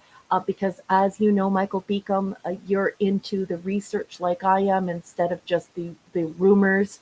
It really makes you wonder, who was doing the writing here and what the idea was and how it was brought to fruition. So I really appreciate your comments and I totally agree with you. The great Steve Mitchum says C minus. I think he means minus. I have to agree with the hungry boy. In the words of Peter Griffin, it insists upon it. It insists upon itself. Also, where is Mr. Atos? If you mean Mr. Atos, he's on. Isn't he on Sarpedon? He went back in time to avoid being burned up by a supernova, but maybe not. JT Kirk says A plus. My number one TNG episode. I know the probe technology has some plausibility issues. I don't care. This this song is easily learnable and on Native American flutes or other traditional flutes with It is. open holes. Together with the future episode where Patty Stew plays this in the J tubes, this storyline lets me relate to my wife, my family. This is A1 Trek. Oh, nice. JT, I always love it when you have fun. Indeed, indeed. Our friend Neratanax Amanda Bear says, I give it an A plus. This could be my favorite episode. I think I'll buy a Rasican flute for my boss. He's a Trekkie, and claims to be able to play an instrument. We shall see if that's true. Well, there you go. Nirat Anaximandabear, just so you know, I have never purchased a Rusican flute. However, I will say this, that actually isn't technically, like, I wouldn't call it a flute. It is an Irish whistle or a fidog, as I'm not sure if I'm pronouncing it correctly, even though I'm Irish. But the problem is that the bottom part of the Rusican flute, as they call it, is simply an Irish penny whistle or an Irish whistle or a fidog. And then the mouthpiece it does not look as though it works. And so I have heard rumors that they just put a new mouthpiece on the top of it to try and make it look a little bit different than a penny whistle. And so I think that you would probably be disappointed because I'm not sure that a Rusican flute actually plays. It was just the idea of adapting a recorder-like instrument and trying to make it look alien. So yeah, hope that helps. You won't be able to play a Rusican flute from what I've read, but you most certainly can learn fidog. You can definitely learn an Irish penny whistle or an Irish whistle. They're beautiful little, wonderful little party favors, sort of like playing a little bit of classical guitar by the fire, if you're good. Well, I think our chief engineer is the only one that has not posted yet. We must, but we will definitely wait on him for a minute. Mm-hmm. Unless he doesn't have a review of this episode, of course. Hey, there's Irish people in the chat. Oh my goodness. Oh, there we go. Hello. He says B plus. Amazing idea and well executed story. Could anyone really comprehend what Picard has been through in 25 minutes? Living another life, combine that with being assimilated. Oh, he's got a bunch of them. Let me get the Star one. That's true. He's been through some crap. Picard has not had an easy time. Nitpicking. Didn't like the makeup. For a civilization to create that probe, wouldn't they have the ability for space flight? How did they pick the captain? I don't know. Did they say it? They just. I think no. I just think that I think that yeah. They Anyway. knew. They knew because didn't he say he didn't contact them and say I'm Captain Picard? Mm-hmm. Wouldn't it be easier to save all the knowledge on a computer or a gold record? In some ways, what they put Picard through was cruel, but could also be considered a gift. I think I mean, I don't know. You're right. Yes, It is the reason why I don't give it an A plus and say it's in like my top best Star Trek episodes of all time, because I am a little incredulous when it's like, okay, so you're just learning how to launch a rocket, and yet you have this advanced technology that is inconceivable, as Mark would say. Well, It says, "Holy flutes, Batman! Look what was left of the probe. Very touching scene." And Yeah, where the heck is LT's review? is LT gone? We may have to leave. No, it's not that. It's that I can't find his review. We may have And left. no, he hasn't left. He's here. He's asking if we saw it, and I have Oh, not seen it. oh. Let me Where is LT. Well, this new StreamYard saves the whole chat, LT. So let me backtrack. I'm going there now, boss.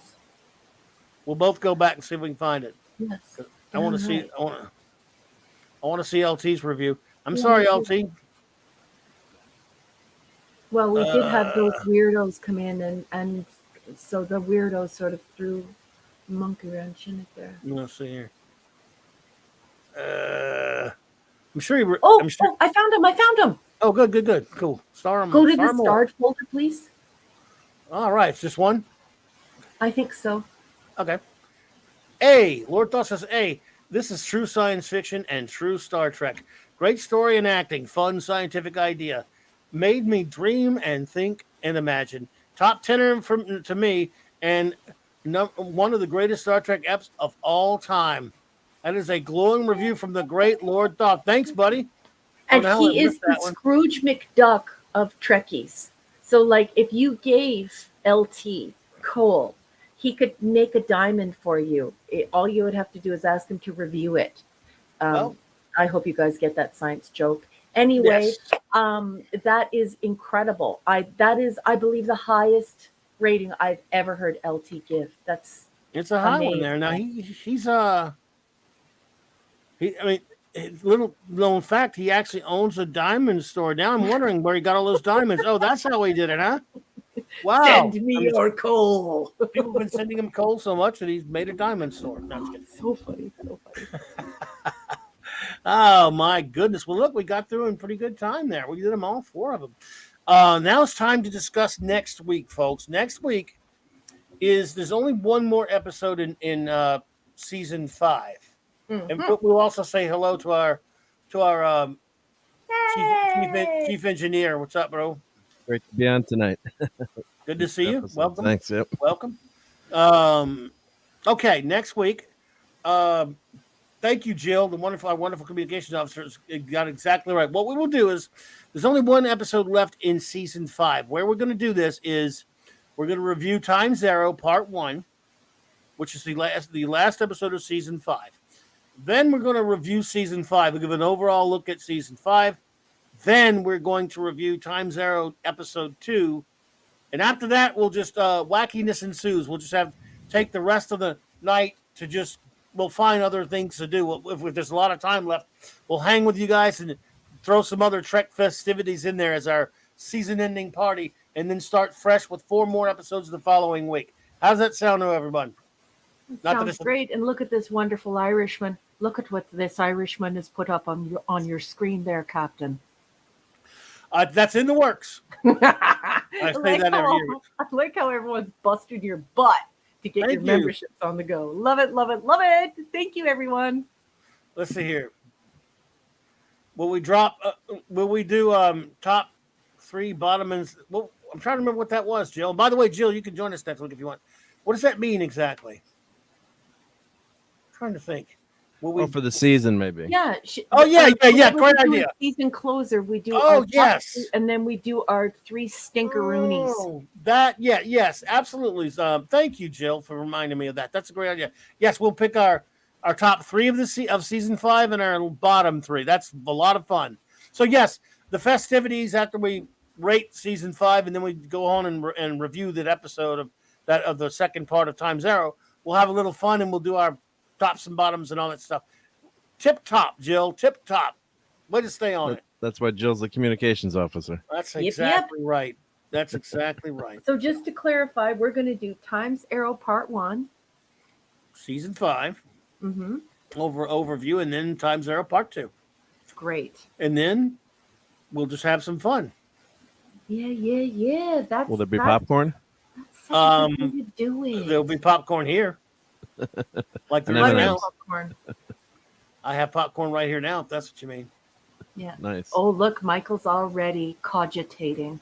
He's wringing his hands. Michael, you are up to the task. As your XO, I'm telling you, you are up to the task. You are going to nail it next week. You will get your tops and bottoms correct, sir. Make the proper sartorial choices. Indeedishness. It will be fun till our daddy takes the T-bird away. Yes, indeedishness. We got to these pretty quickly. Yeah, look, that stuff on the, and we're not going to relitigate the whole thing, of course. On Iborg, that's a tough one because that episode is asking you to agree or disagree with the overall thing that the character does, whereas an episode like The Next Phase, you just the only disagreement or agreement is whether you think the episode sucks. This one, and Trek should do that. Well, it makes you think, which is what I like about it. I mean, there's no right or wrong. We can say there's a right or wrong answer, but there's a great discussion in the chat tonight. So that's what, a good episode does that, right? When people disagree on it, and we all love Star Trek. And I don't think anyone really hated that episode, but it just makes you think about the character. But, I think that's what that was what the goal of the episode was, to look behind the Borg and kind of humanize them, which can be dangerous in some ways. But E.T.? No, sorry. I wanted to I was just gonna say they did succeed in some ways. I think because the actor was so good. But then in the end, you say, well, how can you let the Borg live? Or as I think Drop Bear was saying, or something. Maybe there should be another solution. But I think they wanted to have that give Picard that choice. And but yeah, it was a good, made you think. Which wasn't his choice to make. Which wasn't Starfleet's choice to make. But I think that's what the writers did on purpose. They didn't contact Starfleet, so hey, Picard has it in his hands. I agree, he shouldn't have. But would have been left to the higher ups. That was nuts. But D-Bud Martin is my movie partner. Yes, that's exactly what I want. D-Bud Martin, that is exactly what I want. Buttery popcorn with M&Ms in it, like little. My husband calls them rabbit poops, but it's so good. It's so good. Stuff. Lord Thoth, brother, thank you for those kind words, man. I appreciate that. That is too nice. I want to say this one was one of the best shows of all time. Claudia and Raquel, great discussion, great chats, lots of laughs. Well done. Oh my God, I love you. Thank you, brother. Thanks. I'm just, I can't, man. That's high praise, man. High praise from LT, and it was a great job, you guys. Yeah, because he's a tough grader, so you guys did a great job tonight. Thank you, Jill, for the 149 super sticker. You were too kind, my friend. Yeah. Thank you so much. Nerdporial, I don't know if he says he might be the youngest one in the chat. I don't know who the youngest one is. I know who the oldest one is, but I'm not going to say anything. Just kidding. Methuselah. Most of us are older than a half a century around here. Half a century. Hang out with a bunch of old people. We're all old. These are deadly years. Yeah, these are the deadly. Yeah. Right. Boo. Yes. Boo. Yeah, we got some old timers here. Look, we got some old timers here, but we got some youngins too, and everyone's welcome. The only thing not welcome around here is the filth. No filthing. This is the 735 Club. 735. Yes. That's all we got. We keep it clean, right? Yep. Yeah. And again, LT, I can't wait, man. We're gonna have not only a Legion show soon, buddy, but we're gonna talk some Blake 7 soon. We're gonna have a big Blake 7 round table soon. So I can't wait for that. I cannot wait till everyone's up to speed on it. Yep. I'm gonna do my homework. Yep. 735. 735. You got it. Now, Raquel, I have to buy a $400 Star Trek model. That works. Avon lives. Long live the Legion. Yes, sir. Yes, sir, Bob. Galaxy Quest is my half. I love Galaxy Quest. Yeah. We could do like a separate show for that. Yeah, I know. I'm joking. That's a joke, but yeah. And I don't know how to keep contact with you, but here's the deal right now as it stands. Raquel is watching it. She's somewhere in the middle. So is Mark, and so is J-Man and some other friends. So it'll be a while, but we're gonna do. Maybe I'll do it with the Global Geek Gang. I'm not sure yet, but we're definitely gonna do a big Blake 7 round table because I can't wait. Yes, Yes, Captain Skywalker does count. The 735 does count the animated series. Yes, the 735 is TOS 79 plus 6, TAS 22, TNG 178 plus 4, DS9 176, Voyager 172, and ENT 98. All adds up to 735, babies. Speaking of 735, thank you for another one of those again, Mr. Eric Kell. You were too kind. Thank you, thank you. It says I will be the first to sign up at the top rank when memberships are available. Oh well, thank you. Well, Thank that's you so good much. news because although you don't have to pay, I think it's generous and amazing because it helps keep the lights on at Clobby's virtual comic book shop. I am just so excited to have you join this community because I enjoy your company immensely, Eric. So thank you for being here. Thank you for supporting this channel and this show. You are terrific company. By the way, I have an email address that's in my description here below as well. If you want to holler at me that way, I don't know if you have a Twitter, but that's usually the easiest way to keep up with me is on Twitter. But it'll be a while yet, but it's coming because I can't wait. I love me some Blake. I know we're talking Trek tonight, but I mean I love me some Blake 7. So thank you for the $5 super chat, Mr. Eric K. The Ron's Wrencher. Appreciate that, buddy. Clobby is oldest, and his first comic was Captain Keith, written with the original Stone tablets. I'll have you know, sir, the Captain Caveman was not a comic; it was a cartoon. So there. And Clobbering Times, you could have the 735 Club as your top level, then, right? That'd be a good name for the top level, right? 735 Club. I don't know. Did you see the comment above it that I starred? But oh. I promise they'll be good. We are clever. I've got we will those. be good. I've got we'll those figured out already. So yeah. Snail Messiah, look at you. Hey! Popping into the last moment like Mighty Zarquan. Good to see you. Just popped out of his shell finally. We're gonna do one of the things we'll do when we have a group, a membership thing, is trivia. Yeah. And I'm gonna throw out ridiculous references, and I want to see how many people can get them. And you'll win a no prize. What if I brought my that could be one of the incentives we could do. We could actually do a trivia night if you want, because I have the advanced Star Trek trivia game, and I could be your reader if you would like, and we could move everyone on the board, and I could reveal the answer, and we could play the Star Trek trivia board game virtually. And that would be a great membership incentive, and we would have a riot. I love board games, and I would be able to facilitate that. I have the latest one. I have the TOS advanced one. It would be fun. Well, think about it. Oh yeah. We're gonna play some trivia. And you know what? I tell you what, we might even just for fun. Who knows? Maybe next week I'll throw a few trivia Trek trivia questions out at you guys or whatever. Or maybe I won't. Be prepared. Just saying. Maybe I will. Maybe I won't. Maybe I won't. Maybe I will. I can't decide now. Look at this. Dave, thank you so much for that. Clobby being old as a caveman got fire and the idea for Thor with a lightning strike. Indeedishness. That's true. Who is this great guy, Dave? I don't know. I have my suspicions because I've never met a Dave that didn't try to give me some trouble. Now he's David Lopan. Yeah. David Lopan. Big trouble in Little China. This really pisses me off to no end. You were not put on this world to get it, Mr. Burton. I'm sorry. I love David Lopan. Well, here's a Canadian joke for you all. These are the Daves I know. These are the Daves I know. These are the Daves I know. These are the Daves I know. Indeedishness.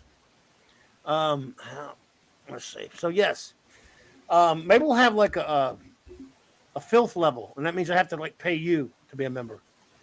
No. Doesn't even make sense, does it? Look at Enigmatic Drop Bears down for the board games.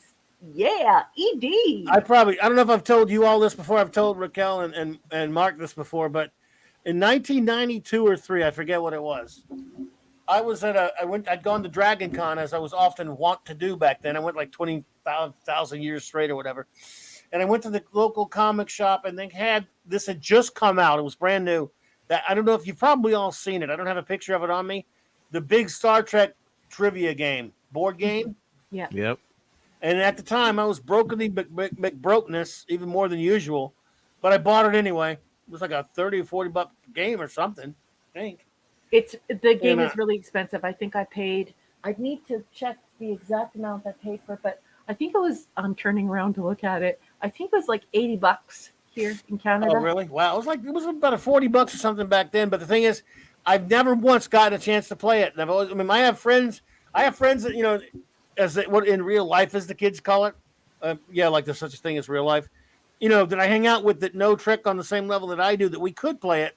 We just never got around. And I realized part of it's probably because we'd argued too much and be, you know, I don't know. That answer's wrong or right. Or Well, we'd have got, I have that game too, and never had anyone to play it with because I broke it one? out. The trivia Are we game. having All About Trivia? Well, Because no, the no. All About Trivia Star Trek Let me is find- I'm the gonna see if I can find a POS that's picture. really hard. I'm going to find a Star Trek. It's got Kirk and Spock on the box. I can't remember, but I pulled it Trivia out one game. night to play with the family, and they're like, "What are you kidding? We don't want." That's what happened to me, but that's All About Trivia. So that one is I'll made find by a All picture of About. it. It's All About Trivia, and it's Star Trek, and it is hardcore. My family Yeah, there was some very actually tough laughed at me. questions. They're like, we can't play this with you. But thanks for showing off. Now take your game and go Go away. home.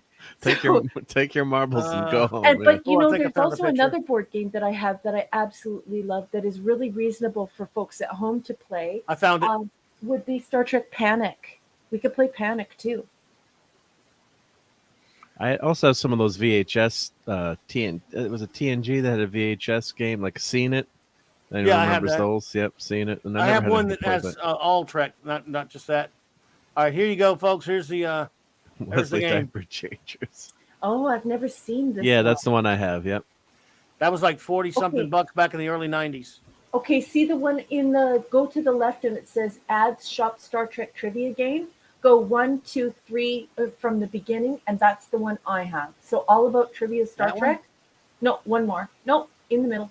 We'll go over to the left a little bit. No, I don't know if Yeah, this is a picture. that's the one. Yeah. that That's one's the Let it one you have- have, right? that's a good one, and that one will stump you. It's a good one. It's a good one. Oh, okay. Then I can't find a picture of it, but yeah. If you click on So, it, well, doesn't there you take go. to it. Yeah. No, I have to go. It's on eBay. But anyway, Oh, it's I eBay, see what you're okay. saying. Trying to find it. But wow. So I have not seen the one you're talking about. This one that you see here is from the early 90s. I was trying to find that other one. Oh well. Yes, the one that I have is the pure trivia, and so it separates the men from the boys. This is a board and- game, and it's pretty Oh, tough. and there's the Star Trek Seen It. Yeah, I see that. Yeah. Too on that. Yep.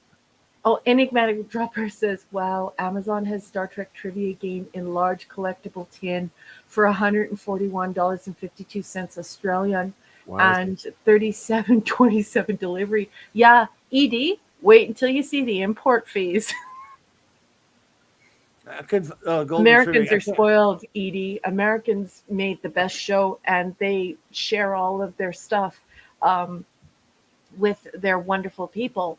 But outside of the United States, it's very expensive. It's hard to get. It's very expensive. Oh, look, there's the All About Trek blown up. Yeah, That's the one you're talking about, right? That yeah, one there. that Okay, one yeah. separates the men from the boys. There, that is a great game. And I actually played with someone, like it was my family, but I actually played with someone who watched Star Trek for like 30 or 40 years, and he actually asked if we could stop. Oh, before Steve Mitchum is headed out, guys. Just wanted to. All right, buddy. Oh. Throw Take that, it easy, yep. Steve. Night, honey, Take it and easy, kiss brother. Maddie for me, please. Good night, Hopefully bud. catch you tomorrow night. Yep.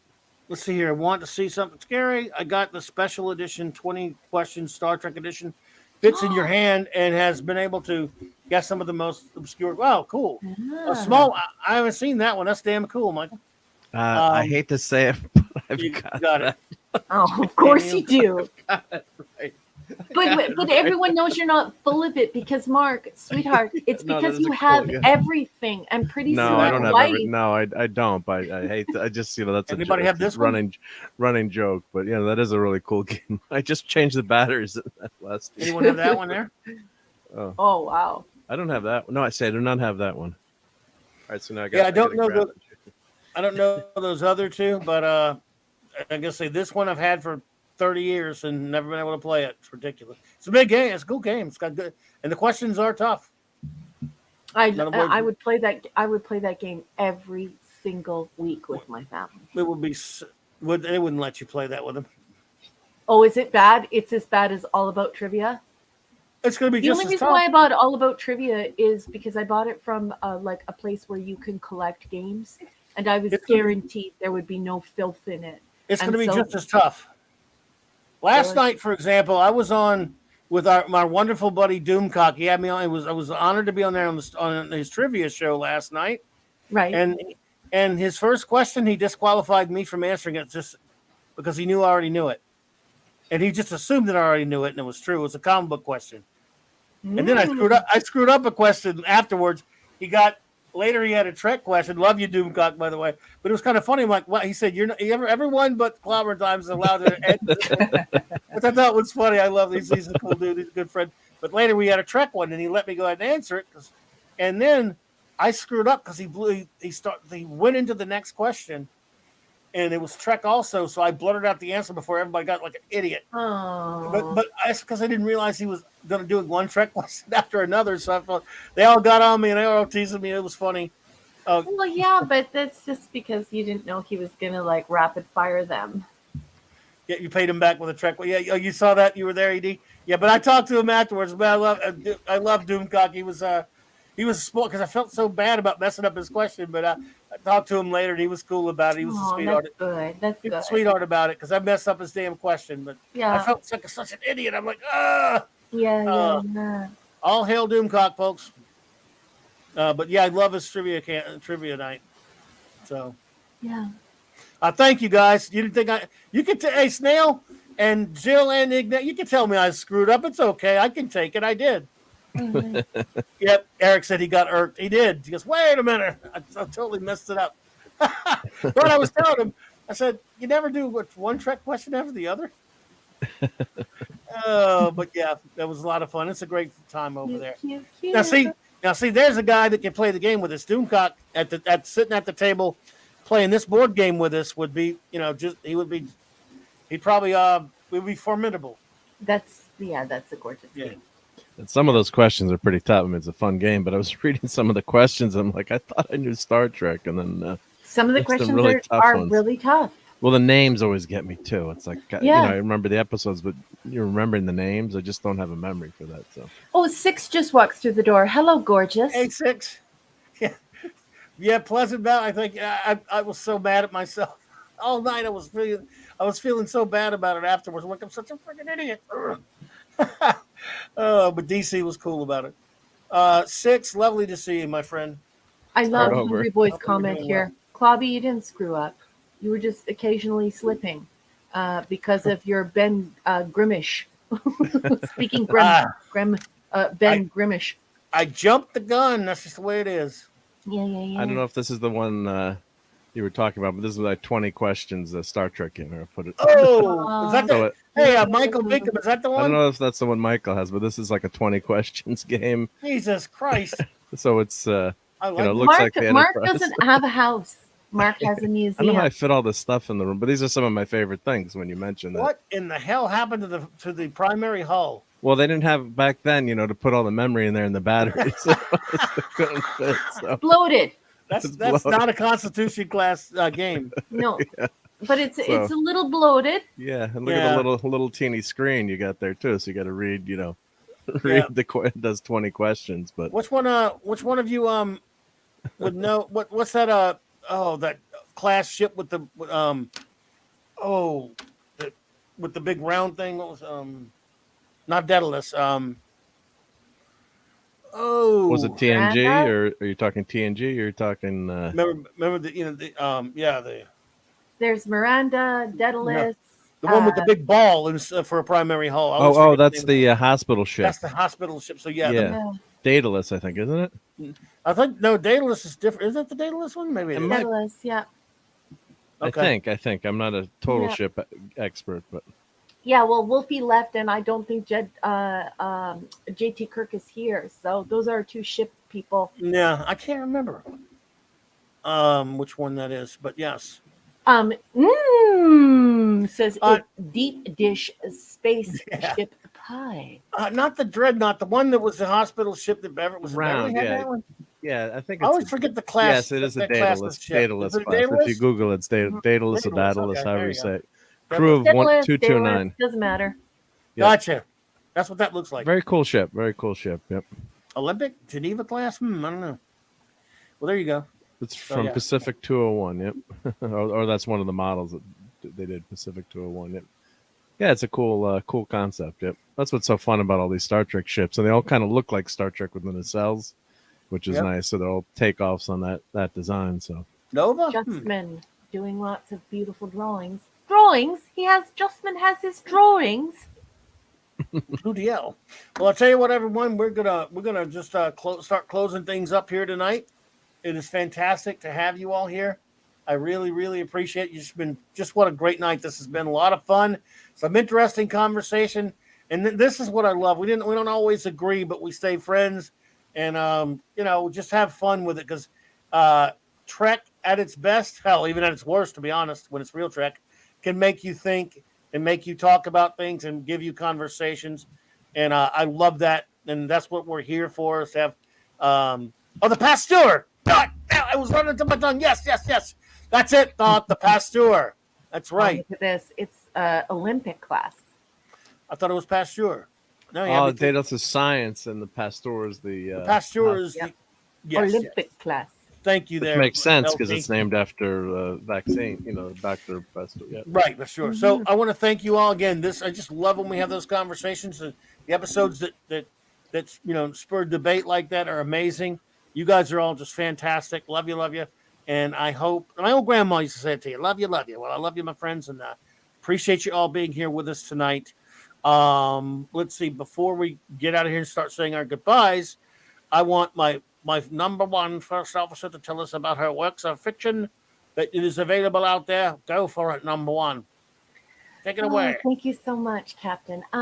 Folks, I write these little nothing stories. They're just short stories. I'm doing a collection of them. They're science fiction. If you like things like Edgar Allan Poe, so there's a bit of cheek in there, a little bit of wordplay, a little bit of literary device, and you like H.G. Wells, and maybe old Outer Limits or old Twilight Zone, you might like my stories. They're only 74 cents American, and you can get them off of Amazon, and you can download them onto any device. You can also get them on your Kindle device. All you have to do is type in RM Briggs, and the stories will come up, and I would appreciate your support. Well, thank you so much. Number one, and of course, let's see. Oh, there again. There it is in the chat. Oh, well, I had it in the chat. I missed it. There it is in the chat, everyone. So thank you so much. Let's see here. Anything to talk about, Chief Engineer, tomorrow night, for example? Or yep. So we've got. Thank you. Yep. Sunday Night Geekery will be on tomorrow night as usual. So hopefully you can be there tomorrow night. And then we usually have Steve Mitchum is on, and Scuba Pete, and a bunch of other guests, and it's just a fun time to hang out. And I did get my Batwing finally. Remember I was showing everyone. Oh boy, I got that Batwing. Yeah, I got in I'd gotten the friend's apartment set by accident, so I got the Batwing. So we're gonna do a bunch of build shows. So I have that coming up. More of this crap. I'm sorry to interrupt you, Mark. Please zap this trash. Somebody take out the trash, please. We have bots. Thank you all. Appreciate that. Whoever got it. Yep. No, I thought you were talking about my more Legos. Yes, you were saying, yeah. Because sometimes I get my friends say, "What kind of crap are you buying?" Legos are crap. That's what my dad. Ironically, that was what my dad would always say. "What's this crap?" Scratching with his accent. So, everyone, look, if you get a chance, come over to Mark. Please, if you have not subscribed to him, please let's get him over 200. He's almost got a couple more to go to get there. And please, if you're doing nothing on a Sunday night late and you just want to geek out with us a little bit, come hang out with us over at Sunday Night Geekery. It's the best. I'm there every time I can be there. So hanging Appreciate out, that, and yep. it's a lot of fun. So please Yeah, join us so for that. that would be great. Yeah, I'm close to 200. You know, not that Raquel, you always joke about those metrics, but it'd be nice to get there at least. But Yeah. we're having fun hanging out with everyone. This is such a great time and community, and Saturday nights always the best now. Being able to hang out with everyone in the chat and you guys. Thanks, D Bud. You know, Yep, you're such a really good fun. friend to everyone that it doesn't matter that it's 200. As far as I'm concerned, you deserve 2 million. The Thank you. problem is that it's just getting the word out there, and the most important thing is the quality of the conversations, the quality of the content. And you're a good friend, and you always treat people so kindly, and you always want to have these interesting, super geeky and super nerdy conversations. We really hope that people will get their buns on over there and sub to your channel. And Thank this you. man is also a maker, folks. If you ever wanted to have a doomsday machine, this man can make you a doomsday machine. Yes. Thank you. Yep. Yep. He can make you a Wesley too. Thank you. All right, show notes.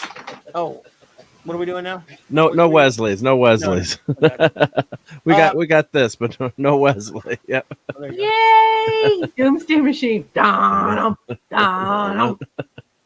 So yeah, we have fun there on Saturday night. But yeah, no, I will never print a Wesley for anyone. Yes, indeed. It's just right, everyone. Well, we're going to say our goodbyes after the show notes. Monday night, Mark C. Comics Talk. Superman's the annual Clobbering Time Superman Birthday Bash. Any Superman fans out there? The big kahuna, the greatest superhero of them all. I celebrate his birthday at this time every year. It's the 29th, but we don't get 29th that much. So we have to do it on the 28th. Monday night, 9 p.m. Central Standard Time. And Wednesday night, Clobby's Classic Comic Review with the great special guest, Nick, 32 Flavors of Nick Weiser, reviewing the masterpiece, Daredevil Born Again by Frank Miller and Dave Mazzucchelli. So that's what's going on in the near future at Clobbering Times. And every Saturday night, of course, it's Saturday Night Star Trek. And now, to say our shout-outs to everyone, because even if you're not here anymore, if we saw you here, we shout you out before we roll on out of here with our wonderful credits. So, the shout-outs, of course, to the great crew of the USS Clobby Prize, the wonderful Commander R.M. Briggs, Chief Engineer Mark D. with a C. Thank you. Communications Officer, Anti-Derivative Jill, Security Chief Lord Thoth, the Helmsman and Navigators Felicianos, RN, and Sandra, Raymond and Sandra.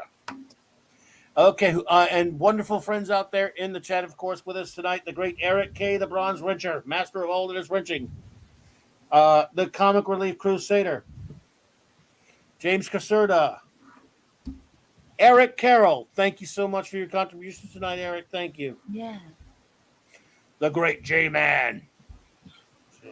And, of course, Enigmatic Drop Bear. Thank you so much, ED. Good night. D-Bud Martin, the man of iron. Excellent wrenching tonight. I'd just like to say D-Bud Yes. Martin and the whole crew, Eric K., everyone who wrenched tonight. Thank you so much. Yes. Thank you all so much. I can't, I mean, there's no way that any of us could ever do that without you. And we really appreciate you. So above and beyond the call. Thank you. Keeping the creeps away. Thank you. Brandon, the anime guy, was here. Thank you for everything, Brandon. Pleasant Valley Picker, thank you so much, my friend, for being here. Yeah. Hungry Boy, the great Hungry Boy. Yeah. He's I don't know. He's probably going to be a member on the ship too. He's going to be like the master of the arts. Yeah. The mid galactic. I'm trying to think. No, I was about to think one, but that was Hitchhiker's Guide. The Mid Galactic Arts Snobbling Council, but not that one. I'm gonna have to start taking an account as the commanding officer. I'm going to need to know what's going on with my crew. You know who wasn't here tonight? Chef. I know Chef didn't make it. I saw him. He popped in the other night when we were doing a show, but He did, and stayed late. It's a different time over there when we're doing a show. So Yes, difficult. Rod Thunderheart, thank you. Alberta. The great Super One himself, Cal L. Brother, always a pleasure to have you here, man. Super soup. We're always happy that Steve Mitchum had to run, but the great Steve Mitchum, always a shout out to you, brother. Night. Zax, you Hulk villain, you. Thank you. Night. The great Phantom Outsider. Good night. And the extraordinary Mr. Michael Beacom. Thank you so much. Michael, you were sensational tonight. Thank you so much for your company. You were great company tonight. Terrell72, thank you so much. Tyrell, thank you for joining us. Thank you. Absolutely. The great Jobber himself, Just47. Jobber, thank you for popping in, brother. Night, Joe. The aforementioned extraordinary 32 flavors of Nick Weiser, our good buddy Nicholas. Nick. Good night, sweetheart. JT Kirk, thank you so much, JT. Yeah.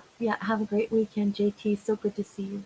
A newcomers, and I hope he will return, Scotty R37. Thank you, Scotty. Yeah, thanks for being here, Scotty, and thanks for the great comments. You just jumped right into that chat so fearlessly. It was terrific. Claude was here. He's probably not here anymore, but at least I got to say Claude again. Yeah. Big shout out to the great Cardinal Sin, who was here earlier. Thank you for your contribution, my friend. Appreciate Thank you, Bill.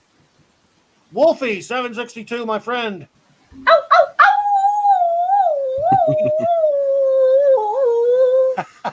Extra long wolf tonight. There you go. I had to call him Scuba Peach. Buddy. And Lesson. By the way, I forgot, I was remiss in my duties. Lord Thoth and also the wonderful Mrs. Thoth. Yes, this is LT. She This is often LT. listens in, and I Just in think case. that that's just terrific. Captain James T. Skywalker. Good to see you, Night. brother. Cavacino, Caviman, Cavalryman Che. I'm always messed that one up. So sorry. Zacharat, Good night. Brett Cohen, Good night. Mazarus. Oh, look, Mrs. Thoth says hello. Well, thank Yeah. you so much for joining us, Mrs. Thoth, and Yes. for lending us our Chief Security Officer, LT. We need him around here. We just love him to bits. He's such a great friend to all of us and a great part of our crew. So thank you for sharing him Oh, yeah. with us on this Saturday night. So happy that you've joined us. Have a lovely rest of your weekend, Mrs. LT. Avon lives. Long live the Legion, brother. Mr. Tickle Trunk. Always a pleasure. Thank you so much for being here, sir. Mwah, mwah. Lee Anthony Davis. Thank you. Good night. Mega Cropper. Always a pleasure to have you pop in, Mega Cropper. Thank you so Night, much. Mega. My buddy JD Lewis. I think he had to run, but thank you, JD Lewis. Night, JD. Dalek 451. Thank you. Honored to have you pop in, and don't exterminate us. Pacific 414. I'm not familiar with that, but thank you for popping in. Pacific, it's good to see a newcomer always. And leaving comments in the chat. That can be yes, a thank daunting you. task when you're in a room full of people who know one another. So I thought Yeah, that was thank really you. great. And thank you for joining us. Absolutely, absolutely. Arabic Sundar. Thank you. Good night. Our old buddy Nerat and Axamanda Bear. Thank you. Good night, Bear. The Dadman and the Dadman Clan. Hey, hey, hey. Shout out to you, my friends. Yeah. Good night. Double C, thank you for popping in. Night. The wonderful Apollomes Minion and Pupper, the pupperoni, The the pupper. cute little truck dog. Canadian Spider-Man who does whatever the Canadian Spidey can. The Woke Breaker, thank you Yeah. for being here. Tim's Talk, thanks for popping in, bro.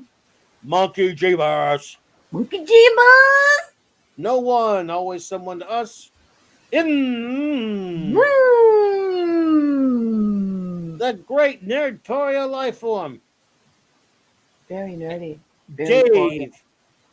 Good to see you, Dave. And it was at the last moment, the great Snail Messiah. Thank you so much for popping in, Snail. And last but not least, the wonderful, the beautiful, the wondrous Six. Six, it is lovely to see you out there, my dear. Big hugs to you. I hope you are doing well tonight. T Skywalker is saying, isn't Steve Mitchum, head of security?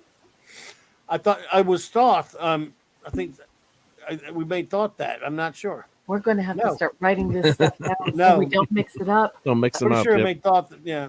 Well, they could take turns. Yes. What would Thor do on the spaceship?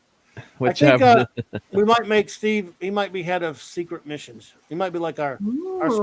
special ops guy. Ooh, oh, Captain James T. Skywalker agrees with that. Ops, yeah. We're working on it. Thank you, Captain James. We're working on giving everyone We're a working on it. designation. Yeah.